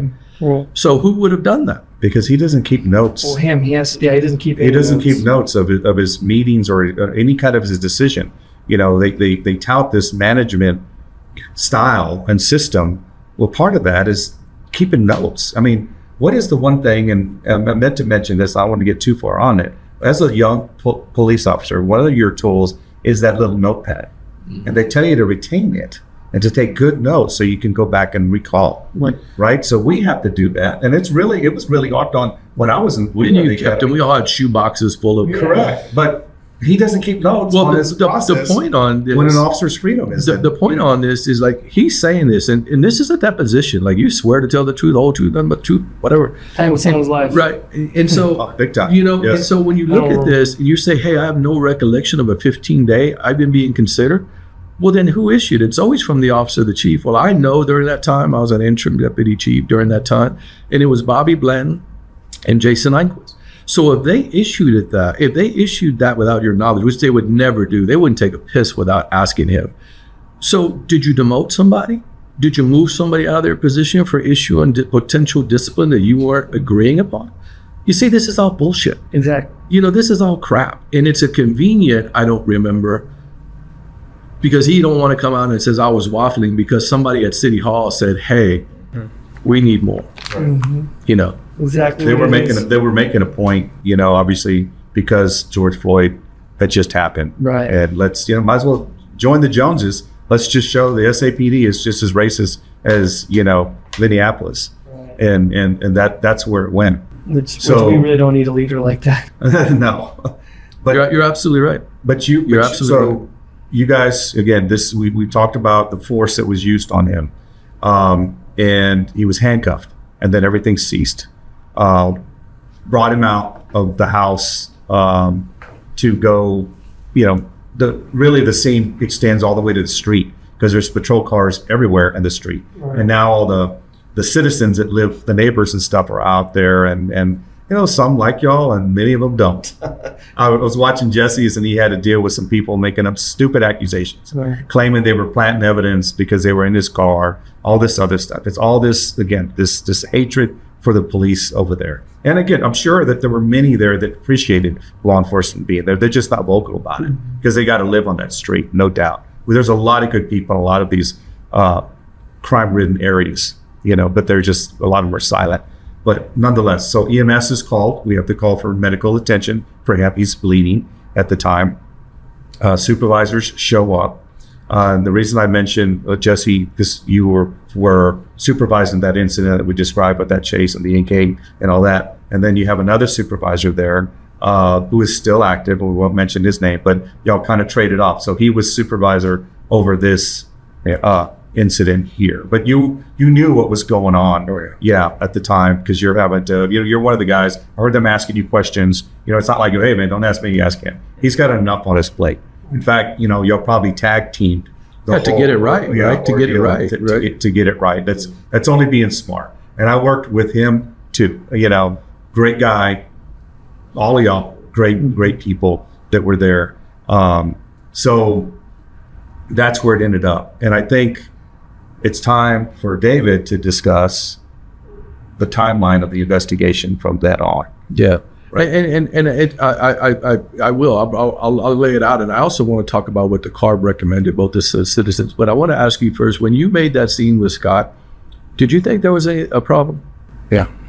When you left, business as usual, right? When you left there, did you, your partner Carlos, did anyone say, "Oh man, we effed up"? No. So you see, so the very next day they put you on administrative duty, right? So this incident was January 16th. The next day they put you on administrative duty. You're probably thinking like, what the hell is going on, right? Yeah. And so we had talked briefly, right? The only way that would have happened is if somebody would have called McManus directly. There's only one person that would have that kind of immediate access, and that was your captain, Miles Earwish. I don't know he did it, but I know he did it. And so he called up there, but probably more in this light. Hey, Chief, I just kind of want to give you the heads up. This was this. And then it went like, what? Put him on administrative duty. Come on. And so it took forever. I mean, I laid it out earlier before you. So you were on special assignment or administrative duty. And then you weren't even formally notified that there was an internal affairs investigation until March, right? Right. And so you were talking a couple of months, right? So Wilson didn't even make an internal affairs complaint until 10 days after the incident. So, like, what's going on? Why'd y'all put him on? Yeah, like what's going on here, right? And then the sergeant winds up investigating, and I think he surmises from his investigation that there was a violation of policy, right? And so he winds up concluding his investigation. I think I said it. May 14th, he completes his investigation. The CARB meets on June 3rd of 2020. This is what the CARB found. Remember, there's 7 sworn members. On the first violation of a warrantless search, 4 police officers sustained the allegation. They said, yeah, we believe that they shouldn't have made entry. 1 police officer said unfounded, and 2 police officers said inconclusive, right? So that's a 4-3 split in essence, right? And so, but all of that, they recommended that this should be handled with a counseling, which is the lowest tier. It's not formal discipline, it's the lowest tier of discipline that's available. Keep in mind that this is the chief's car. So he's put these individuals on there, right? They only make recommendations. He can take them or leave them. He takes them when it's convenient, leaves them when it's more convenient. So the citizens on that first violation, 3 sustained it. They said, yeah, maybe you shouldn't have went in. 1 unfounded it. They recommended 5 days suspension, right? Okay, well, that's their prerogative, right? And so on the second allegation of the excessive force, 5 police officers, the sworn board, 5 police officers said that was completely unfounded. That force was justified. 2 said inconclusive. So all 7, including a deputy chief, a captain, a lieutenant, a sergeant, and a detective, and 2 officers said, It's fine. this is fine. The citizens board, 3 sustained it, said, yeah, we think it was excessive. And 1 said inconclusive. The police, the sworn on the force said, we recommend no discipline. The citizens recommended a written reprimand, right? Which is still not formal, but it's one above the council. So if you're looking at all of this based on the chief's board and the citizens board, and the citizens board is put in place by the city manager, and then council agrees to it, right? Or the other way around. And so, so soon after that, the chief gives you a contemplated 15-day, which he conveniently doesn't remember doing, right? But you have the document. I'm sure you have it, right? That's what saved me in arbitration. Yeah, that's what saved you in arbitration. So obviously he's not listening to the board, right? His own board, both entities. And 2 days later, he rescinds that and gives you an indefinite, a contemplated, and then it's finally initiated in July. And so that's an amazing chain of events. Tell me a little bit about what's going through your mind at this point. Like, you have to be like, okay, the 15 days, I don't agree with it, but life goes, I'm just gonna move on. A couple of days later, you get that pulled out, the rug pulled out from under you, and you're here with indefinite. Like, what's going on? Honestly, all bullshit aside, I knew it was political to begin with. I mean, just the way they were handling this case to begin with, and the time that all this was taking place, I knew they were just trying to make an example out of us, and that's. Did you think you were going to get fired?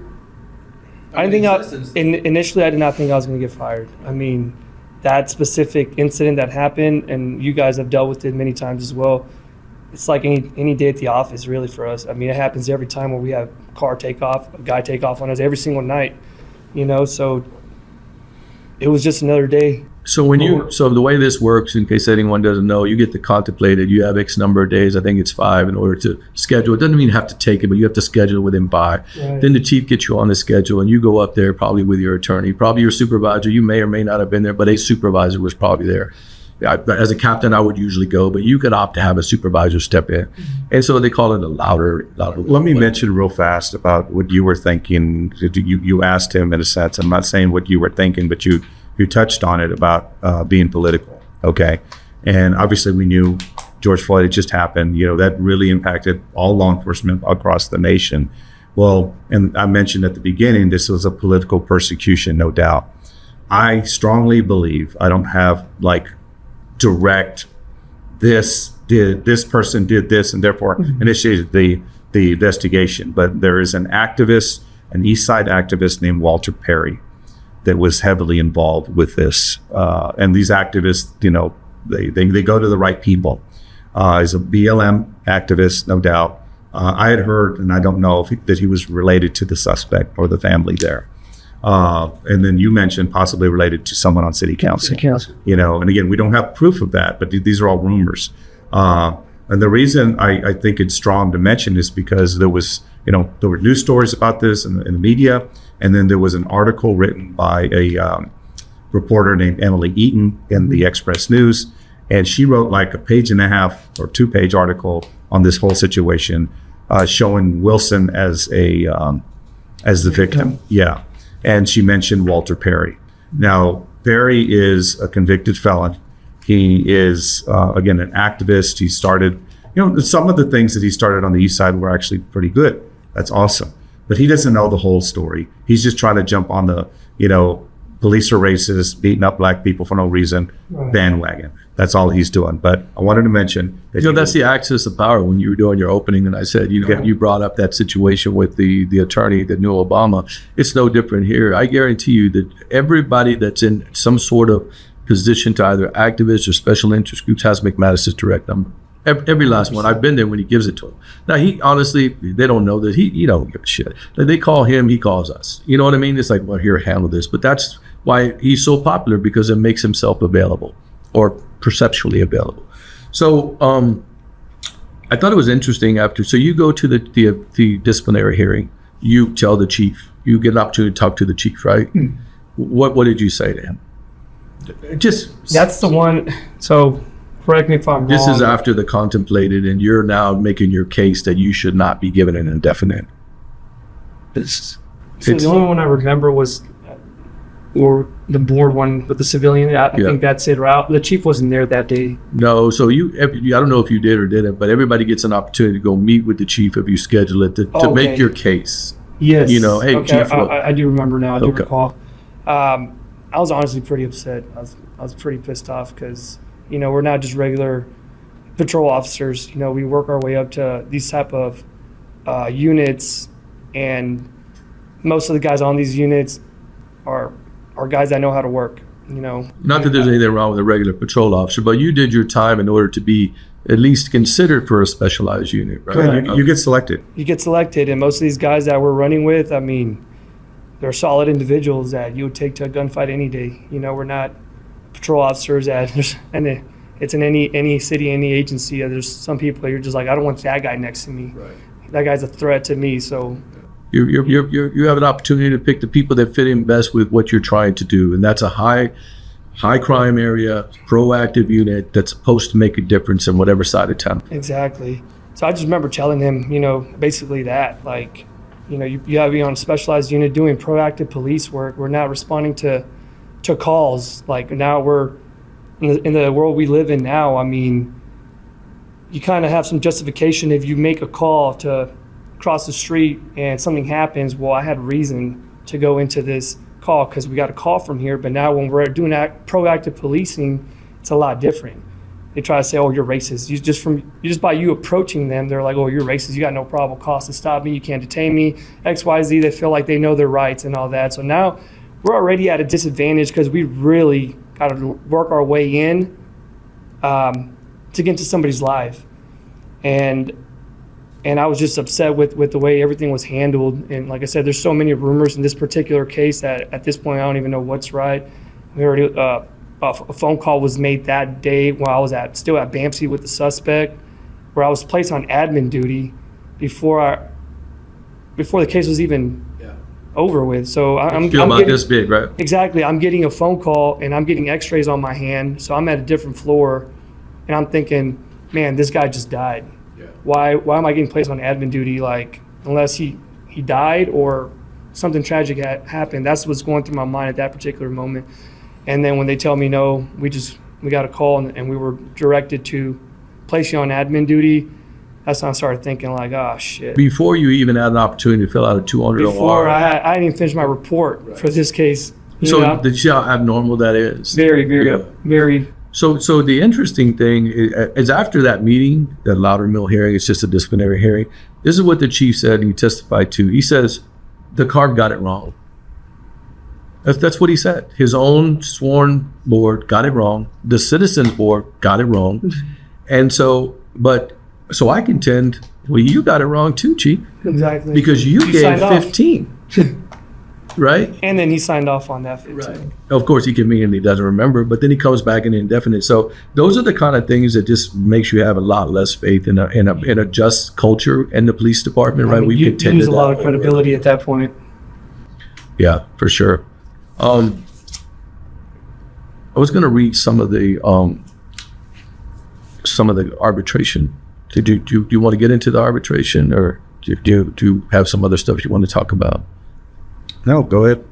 So this is kind of the layout. I just wanted to say, given this, these are excerpts, all right? So given Villareal's failure to exercise prudent judgment on the evening in question, Chief McManus' concerns are valid. This is what they're saying.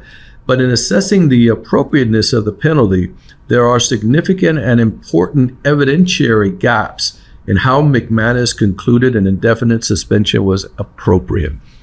You know, that's a very polite way of saying, you don't know what the fuck you're talking about, right? I mean, that is the most, we saw that in the Vargas case, right? They were very like, well, the chief didn't have a good grasp on all the facts. No, he just didn't read the report.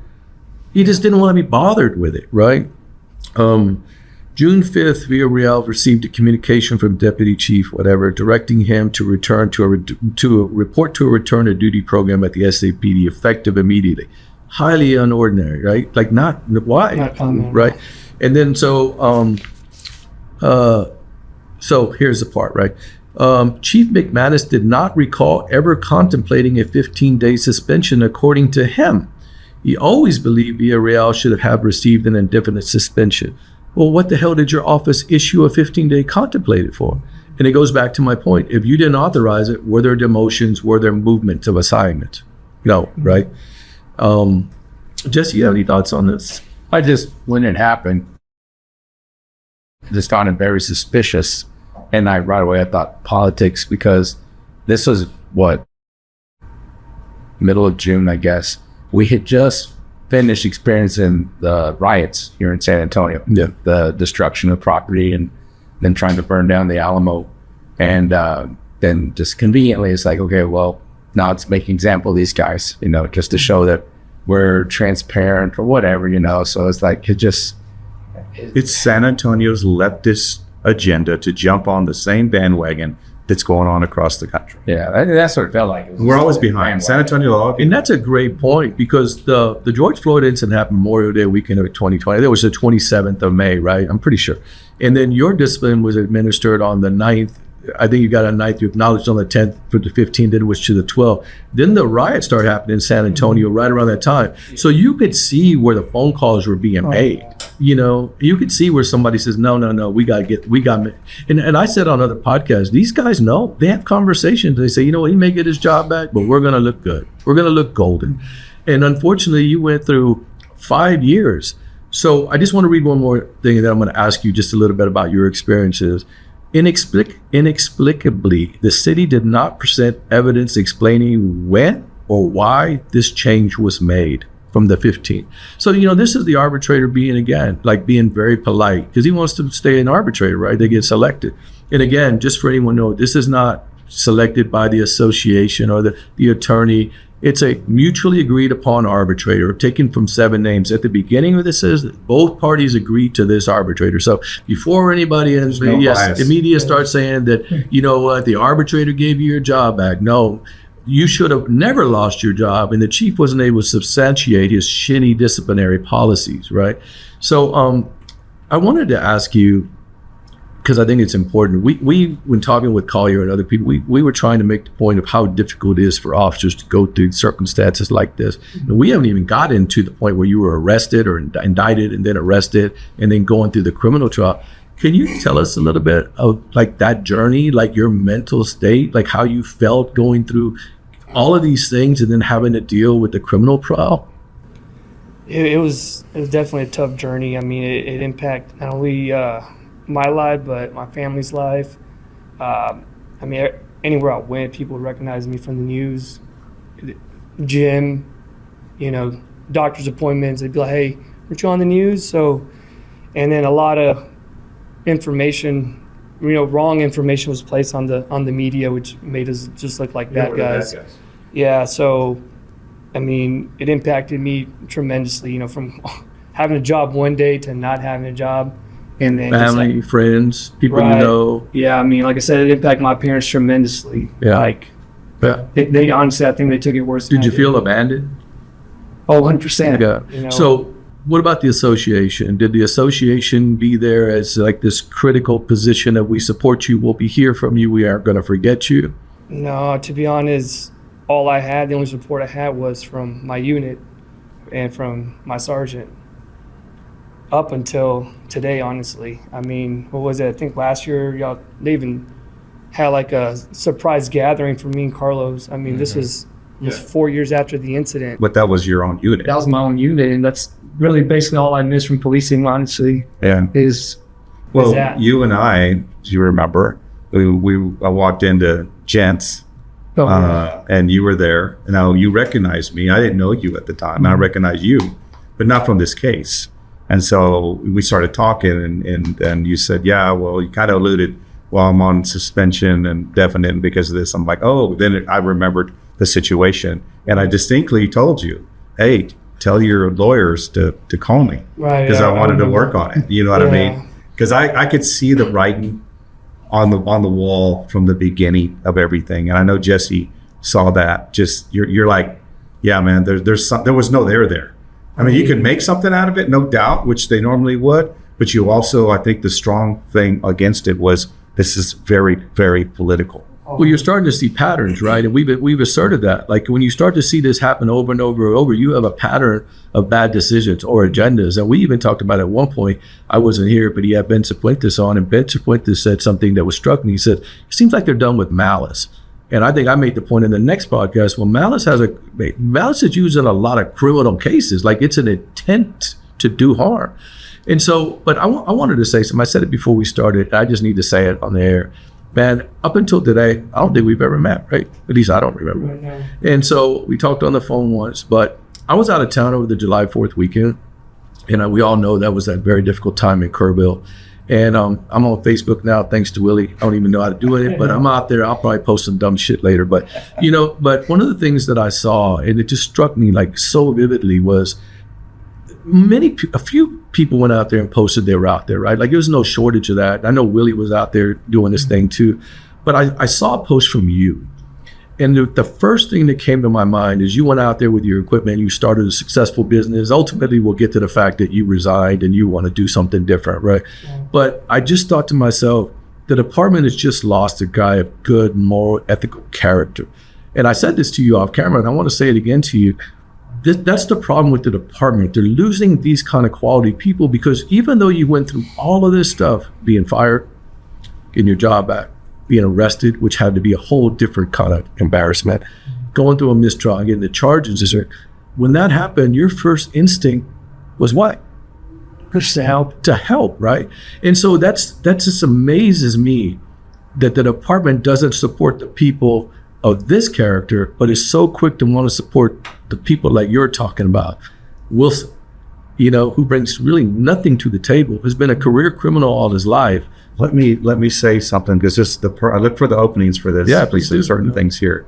Number one, Jesse went out there too. Yeah, Jesse went out there too. Jesse went out there too. I didn't mean to volunteered a lot of his time. I only went out there once. That's all I could have time for. But I know you were out there a lot. Y'all both reached out to me. Then who can I contact out there? Hell, I didn't know either. Luckily on Facebook, I saw that retired officer David Wessels was out there a lot, and thanks to him too. And I think Mike Trollinger went through a lot of stuff too, right? Mike and I worked together. Hopefully you mentioned, that you're watching this, David Wessels. Thank you for doing that as well. But what you're talking about, this person, why did you go through this? Again, we know what happened to Floyd. And just to be real, again, they tried to polish a turd with George Floyd. We know that. This dude is a turd through and through, a convicted felon. At one point, the biggest story was that during a robbery, he pointed a gun at a pregnant woman's stomach during the robbery. He was had 3 times lethal dose of fentanyl in his system that day. Pointed a woman at a black pregnant woman. Right. Yeah. Right. So that got overlooked. Right. Yeah. 3 times the lethal dose of fentanyl in his system. He had meth in his system. Fentanyl's a downer. Meth is an upper. His body didn't know what the hell to do with that stuff. He had diseases, internally that just not the best of health, and they tried to clean him up. At one point, they even wanted to posthumously expunge his criminal record. That I heard, which is so stupid. But let me tell you about this. What happened in our backyard with Wilson here? Okay, like I already mentioned, convicted murderer, federal felon, on federal supervised release that night. So this guy, part of his conditions of supervision. He's not supposed to commit any federal, state, or local crimes during the term of supervision, okay? Which he violated. He'll not unlawfully possess a controlled substance. Didn't mention it in the details, but in his vehicle, they found 30 grams of marijuana and then 6.5 grams or thereabouts of ecstasy pills, okay? I believe, and I don't know if you remember this, but I picked it out. When y'all were at the door still kicking and trying to gain entry, he starts screaming for his father. Dad, dad, dad, dad. And amongst all the verbiage going on and the noise, I can hear it. Well, then at one point he stops yelling and then he starts talking to somebody inside, which tells me Daddy came into the room. Now it was Dad's residence, okay? And so Dad had come in the room, so he's talking to his dad. And then this is important. So once everything was kind of cleared, he was handcuffed, taken out. One of the officers, I don't remember who it was, you can see on his body cam, he comes in, y'all do a protective sweep. Now, mind you, that wasn't your job, but it was a shitty protective sweep. I will say that. And so, but he comes into the kitchen and his body cam catches straight ahead down a hallway and you see movement. Well, it's his dad. And his dad was walking with the walker, really bad health. Now, the dude was probably my age, but he was all fucked up. That old? You know? Yeah, but he was all fucked up. I mean, I'm getting close to there, but not quite there. I'm not using a walker. Yeah. So he comes in and they call him back. Okay, so think of yourself as a father and your son, okay? You're home, you didn't plan this, obviously, whatever. He comes towards the officer into the kitchen and he is not excited. He is calm and cool, and he comes in and he's like, yeah, what's going on? He goes, hey, do you know this guy? So he looks over at his son who's bleeding from his orbital eye socket fracture. Right. He's all disheveled. You know, he's been roughed up. You see him shit knocked over in the kitchen, and he is still not excited. Not to mention all the commotion. Yeah, the commotion. And he's like, yeah, he's my son. What's going on? Yeah. And he goes, well, I just want to see if he lives here. Does he live here? He stays here, which tells you he doesn't live there. Yeah. You know, we know that verbiage, right? I lives over here, I stays over here, you know? And so, yeah, what's going on? Oh, well, we have traffic stop. Oh, okay. Calm and cool. So what that tells me is that when he talked to his dad and his dad came into the room, he passed him something. His criminal history, in fact, is his federal felony because he was in possession of a weapon. Right. I believe he passed a weapon and or more drugs. Narcotics. Because the narcotics, the marijuana that you guys smelled as you passed the car, I don't think 30 grams does it unless it's really good, hydroponic stuff.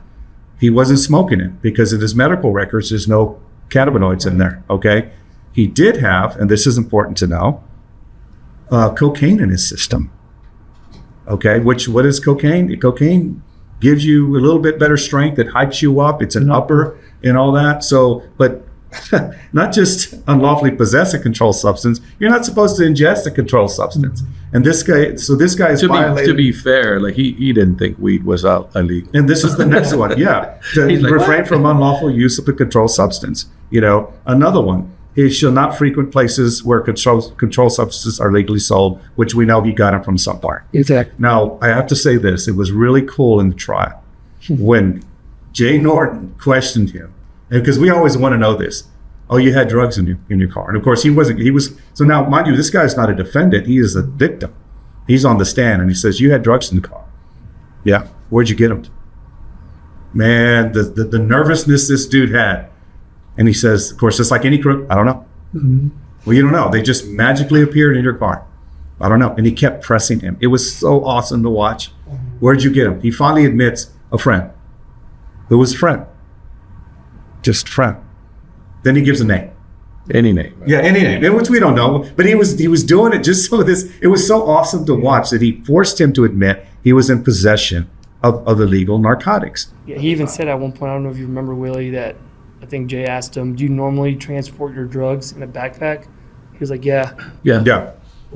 So he's dealing narcotics. He's possessing them. Now, again, that's why 30 grams isn't really a lot to distribute necessarily, right. But the ecstasy was, maybe he was already kind of sold a little bit and all that. So this is the guy that they're trying to clean up.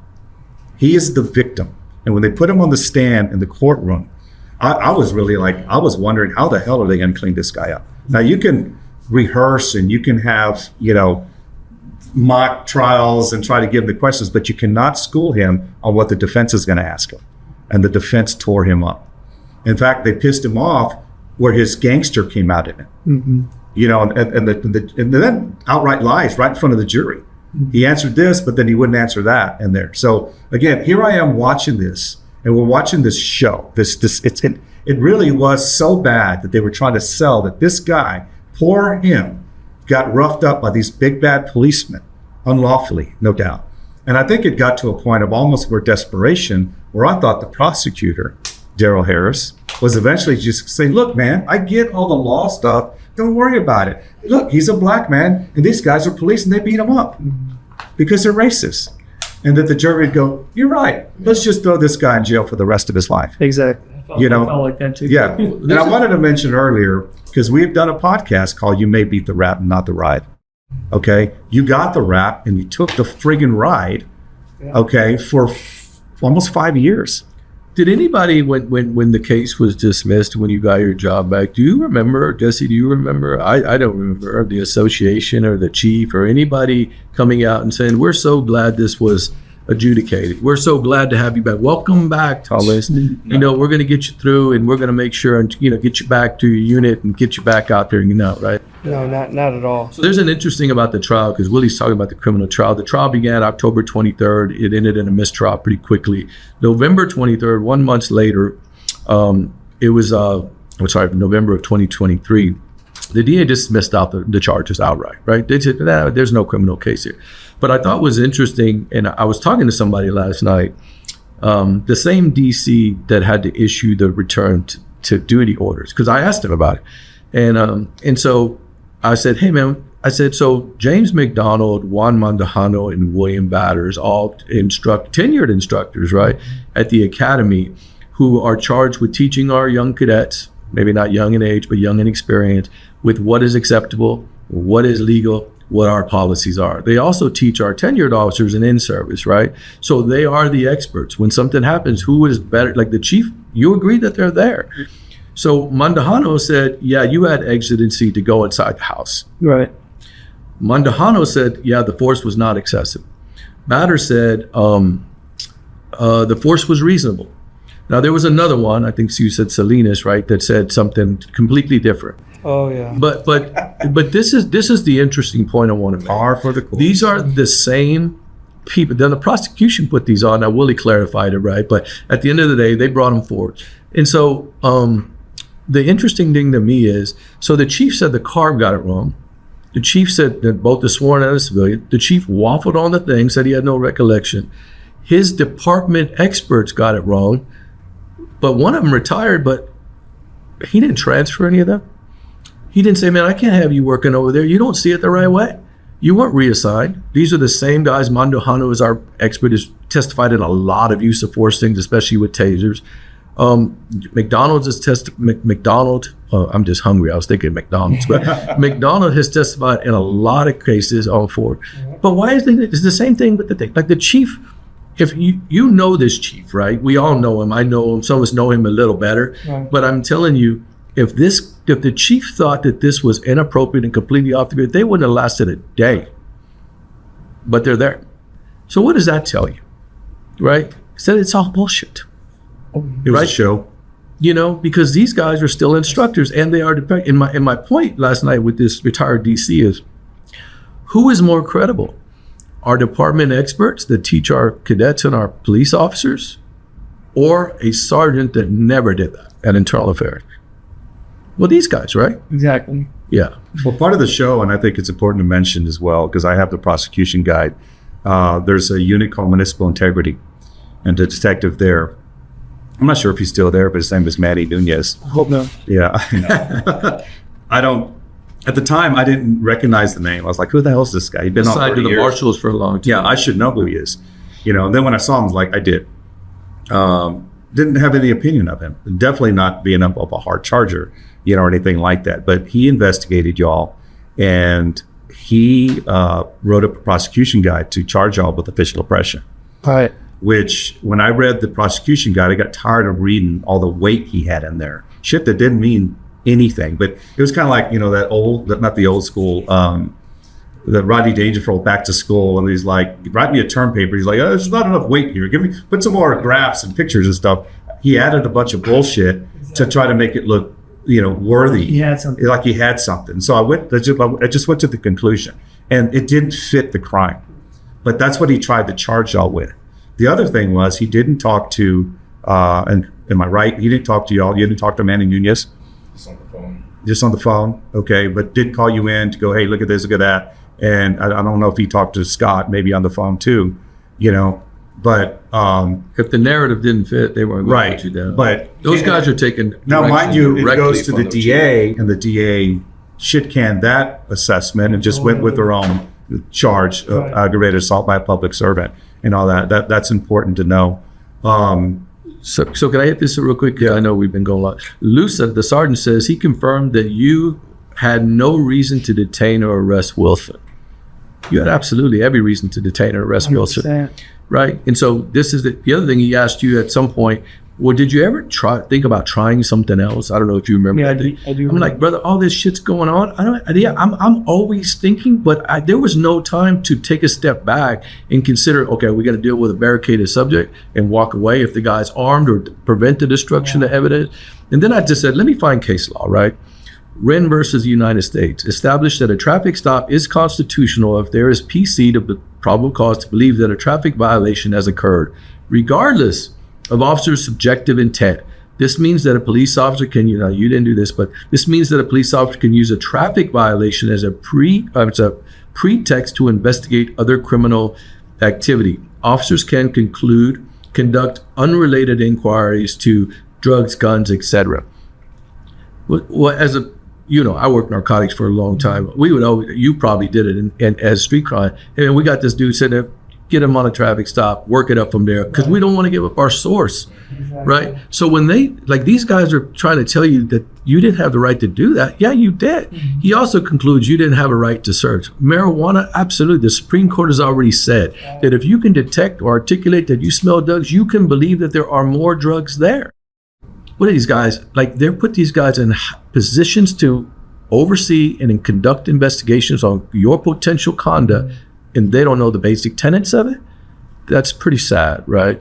No, and again, looking at and working in this capacity. And I just did a Google search. I'm not even a computer guy. Right. And asking about certain things, here and there.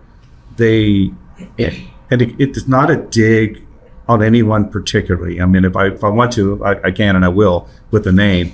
But it is a shame that even the police department and people that are higher ranked than you do not know the law. And it creates a lot of confusion because after all this happened, there was like a cascade effect of unwritten rules and unwritten policies that, even though the law says you can do this, you really shouldn't do it because then you're going to get in trouble, Even simple things like if we made a traffic stop, back in the days, they say, and the guy didn't want to come out of the car, we would remove him from the car. Then all of a sudden that turned into a barricaded subject.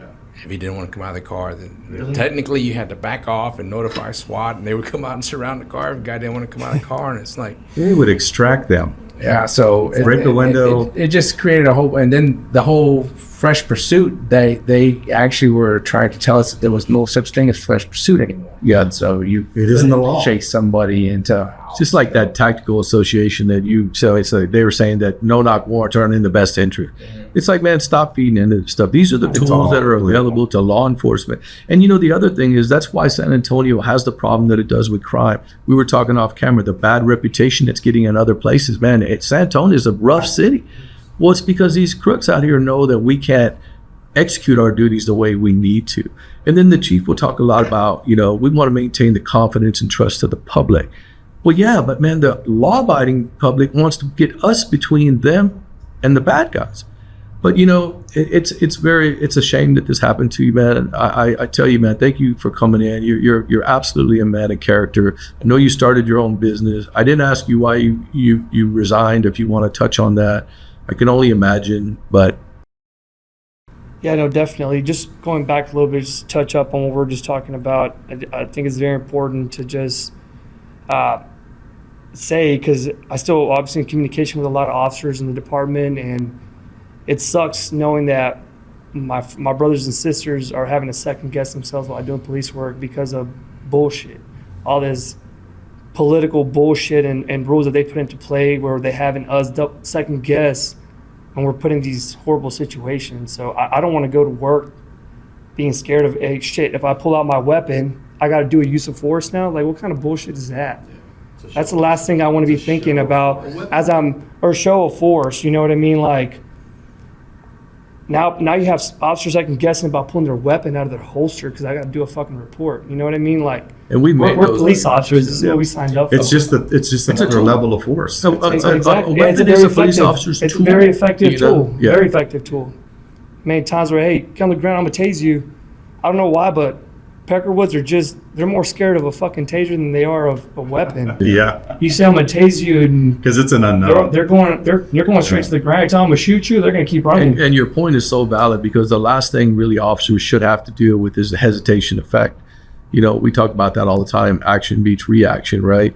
And, you know, we won't get into it, but, you know, I'm convinced, I know Willie's convinced that there are people with us no longer with us because they didn't do what they normally would have done, is act decisively and quickly. Yeah. Jesse, you got anything? Thank you for coming in. I appreciate you giving me the opportunity to come over here and, you know, at least kind of talk about what happened. You know, like I said, I was a new sergeant when that happened. And I intended to do 30 years. I left at 28 years. And to me, what really just blew me away was we were sitting in roll call. They had been back, I guess, a day or two, and then they were removed from roll call, and then they came back into the roll call room, and they had their uniform shirts on.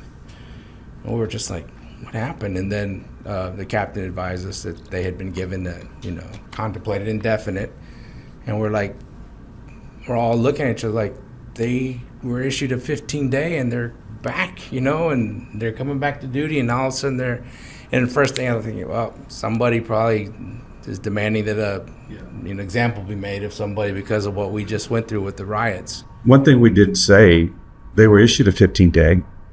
Did you turn any time? I signed a document, but I don't think it was ever taken from me. But you did submit time for the 15 days. Yes, I remember looking at the document saying this is bullshit, but I'll sign it.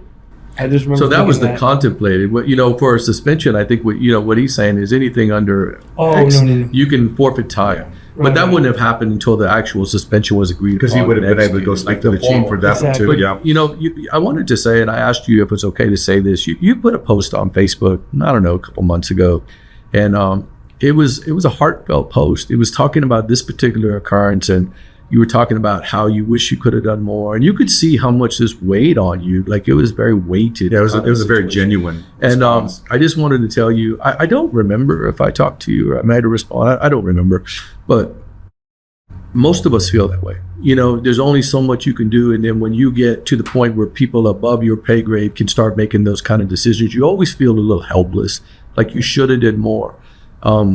I told Willie one time, he asked, somebody asked me, why are you doing this? I said, because I always felt like I should have said more. You know, and it's obviously a testament to the character you are, but, you know, and even though I'll say this, you know, don't live with that, because, you know, you were out there supporting these guys after, when it's clear that the association did it. That's their job. We've had another recent podcast about that, on an officer that recently went to a trial all on his own. But it just shows that, man, there's a lot of people that feel that way, that they feel like they should be put in a position to have some influence or at least say in what goes on upstairs. What your say doesn't matter. And then I'll just kind of close with this. The character you guys are exhibiting is lacking up there. And as long as you have that kind of character lacking up there, you're never going to get the kind of workforce that you need, because you're never going to get the confidence from the workforce. Because I can only imagine what that did to your unit. Oh, it killed our unit. It killed our unit. Killed our unit. We kind of. It's still, yeah. still not the same out there. I still talk to guys. It killed our unit. unit. I remember them telling me just it hasn't been the same, and it'll never be the same. Yeah. I mean, we still went to work, and that's one thing I had to, you know, as a supervisor, I had to convince the guys, not convince, but just reassure them, hey, we still have to go do a job. We got a job to do. I know it sucks what happened to Tom and Carlos. I said, hopefully, you know, things will work out in their favor. But while I'm saying that, and this is what kind of led me to making the decision to retire, I didn't believe it. You know, I kind of lost belief in what I'd believed in forever about fairness and, you know, Guiding justice, principles, maybe? guiding principles. Yeah. And I'm like, I don't it's hard to try to be positive with these guys when I have self-doubt. And so eventually I'm like, you know what, I'm fading. You know, I love the guys. I think maybe I became a little bit too restrictive on them afterwards, because I would say, you know, you might think you're doing the best, you know, and the right way and stuff, but look what happened to Tom and Carlos. You almost feel like protective. Protective. And I was and sometimes some of my, because I always try to like, you know, work through some of my leaders, you know, and sometimes they would act, because I you know, I was open. I heard you had some good captains. I was open to. I was open to suggestions from my troops, and one of them told me, said, "Hey, Sarge, you know, they kind of see you as a worrywart now," and that really, I'm like, I know that's bad to hear, but I just don't want the same thing happening to them that happened. I've seen it. I saw it in rope. Yeah. I saw it in rope. I've seen it so many times that it really ruins a good supervisor, because then they go into self-preservation mode. Yeah. You know, because, you know, I tell people that the shit will roll uphill up to a certain rank, and it won't get past them usually. Yeah. So, but you're as a first line supervisor, you're in that. And I told him, I said, see, if I make a mistake, because I would get out there with the guys still, you know, and I would engage with the criminals also. And now I tell them, if I make a mistake, I'm at the point to where I can leave. I said, you guys got 10, 7, 6 years on. You can't just leave, you know, and so you've got to be here. So, you know, just you have to be careful what you do, because Tom and Carlos, that was always And so many others, right? Your classmate Vargas, and we could go on and on. I mean, for many years, right? But at the end of the day, it's always kind of a staunch reminder that it could happen to anyone. If you're on the wrong side of a political wind, it could happen to anyone. And they lost a fine man and a really good officer, man. And I wish you nothing but the best in your future endeavors. But the city, if they don't know it yet, they will. They lost a quality individual, and I'm sorry that you had to go through this. In the city. Let me close with this. And yes, definitely. So we kind of move ahead and stuff like that. So you got your job back through arbitration, which is what we read. You went back to work. They didn't put you back on street crimes, right? Yes, I was placed back on street crimes. When you went back to work? Oh, recently, no. No. Yeah. So you lose that status. Okay. Right. You're still your rank and whatever, and you're still trying to get your money back from the city and time nonetheless. But what I also witnessed when I was in court was your coworkers, a lot of your friends came in for support, had already promoted to detective. So we're talking almost 5 years. You could have promoted twice. Why? And what David was saying, you know, the city lost out on a good police officer, actually 2 of them, and hopefully not the other one. Who knows where you would have ended up? You could have ended up as deputy chief or a chief or whatever. You know, this guy was. I think you have too much character for that. Very very ambitious and very ambitious. So that's what the city did. And here's the other part, and that no one says. The arbitration just said, hey, yeah, we'll give him a 45-day, yada yada. That night, you guys caught the big fish. You caught the biggest turd that was out there on the street, who was fucking up his federal supervisor. He's a felon. He's a federal felon, and he's rolling around dirty, and y'all caught him. Again, it's nothing that's cut and dry. It's not like, stop him. Hey, what's going on? Hey, what's that? Oh, it's marijuana. You know, sometimes it is that easy, but it's never like that. You know, it ended up that way, and you guys are trying to work within the parameters at a quick pace, because, you know, fractions of a second matter. Also, in your survivability, right? So I have to ensure that I don't get killed while I'm trying to get this person off the street. This is what you guys did. So you guys got the biggest crook off the street that night, regardless. It's important to mention that he did violate his federal supervised release. He went back to federal prison for almost 2 years. You know, so they thought he violated it by what you guys caught him on, but the city and the county is trying to make him a victim of racism. Now, y'all were not even tried to be charged of any kind of hate crime or anything like that. Nothing federal, no federal civil rights, you know, violations or anything like that. You did a good job that night. I saw it on, you know, from the beginning. Okay. And I was very honored to work on y'all's case as an expert. I never felt more righteous in all the shit that I've done, to tell you the truth, than sitting next to you 2 guys, trying to prevent you guys from becoming felons and get convicted to go to prison, not federal prison, but prison. You know what I mean? I'm glad it worked out. And I'm glad you're back. Jesse, I'm sorry that you left 2 years too soon. But that's what's going on nowadays, because they are missing out on a good supervisor like you. All over the country and all the departments. It's 100%, happening, yeah. Jesse. I know you. I've known you a long time. Your character has never changed, and all you care about is the officers out there. You got yourself in a good position, and the reason you got yourself in a good position is because you did the work on the ground. You know what I mean? Both of y'all. David did it too. You know what I mean? Yeah, he showed me when I was a detective in the gang unit. A wealth of knowledge got me into doing federal cases with the drugs and stuff, and I was able to actually kind of carry that over to some of the guys that are now detectives that used to be in street crimes and detectives and other follow-up units. Believe it or not, they're actually allowed to do federal cases again, and so I've been able to talk to some of the federal prosecutors or some of these new detectives, and it's like they're just excited because that's pretty retarded, you know. Well, It was a lot of fun, yeah. The winds have changed, you know, but federally, I think it's either be fun to be a Fed now because the federal agencies are now being guided, obviously, under a little bit closer to the president. But here in San Antonio, we're still trying to do the same stupid shit that hasn't worked. You know what I mean? And it's just going to get worse. We just voted in an anti-police mayor. I don't give a shit what anybody says. That's just her party. And then we have a bunch of them in city council and all that. So again, I'm glad you're out. You look a lot more relaxed, you know, and it's also important to know that Thomas, during the time that you were on this, basically a firing, you created a business to feed yourself and your family, to sustain your livelihood at the time. What I say, and it gets a simple phrase, they gave you lemons and you made lemonade. So the lemonade was so good, though, that you go back to work as a police officer, and the business that you created is now not doing as well because now you're having to be a police officer, which is why you resigned, right? That's why you told me I need to go back to this business. Yes. I mean, it's a combination of things, just really. Well, besides the stuff that, like you said, it's not fun anymore. Yeah, it's not fun. And I refuse to work for a leader like what we have up there in the headquarters. Absolutely. But if you didn't have this business, you wouldn't be able to do that. You'd have to be like, oh, what am I going to do? You know, because I've seen plenty of people leave way too early and think that they're going to do this, they're going to do that. Yeah. You know, and a lot of officers now still enforce them that way. I mean, to be Sure. working for, I hear it every day. to be working and not be content, not be happy. It's kind of. I've said this on a few podcasts, and I'll say it again, man. Leaders, that using the word leader is you have to use that word very loosely in the San Antonio Police Department, because actually supporting and leading their people is the furthest thing from their agenda. It's everything else, and usually it's with self-sustainability. But I know we went super long. Man, Jesse, you're always welcome. Thomas, you're always welcome. And if you guys want to come back and chop it up a little bit. But we appreciate you, man. It takes a lot of courage to come on here and talk about what you went through.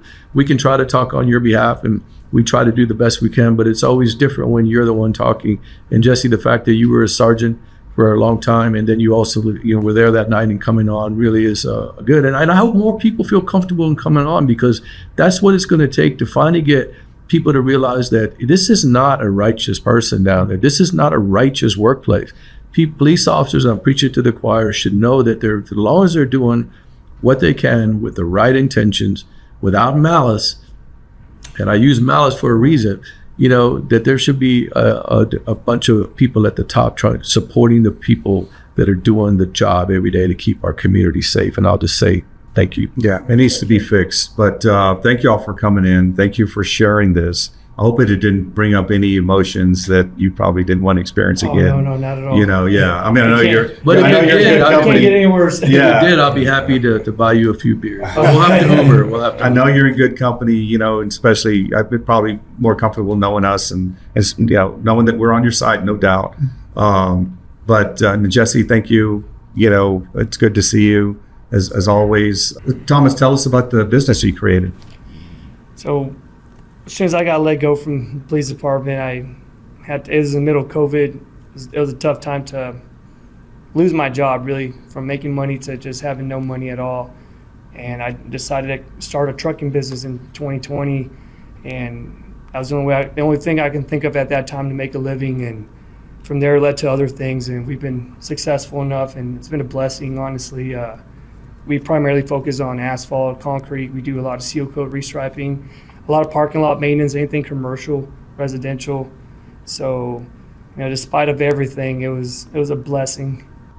Yeah. And what's the name of your business? It's Lone Star Construction Industries. Okay.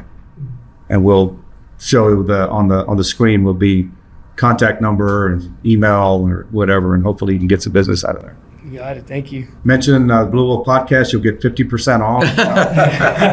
I'm kidding.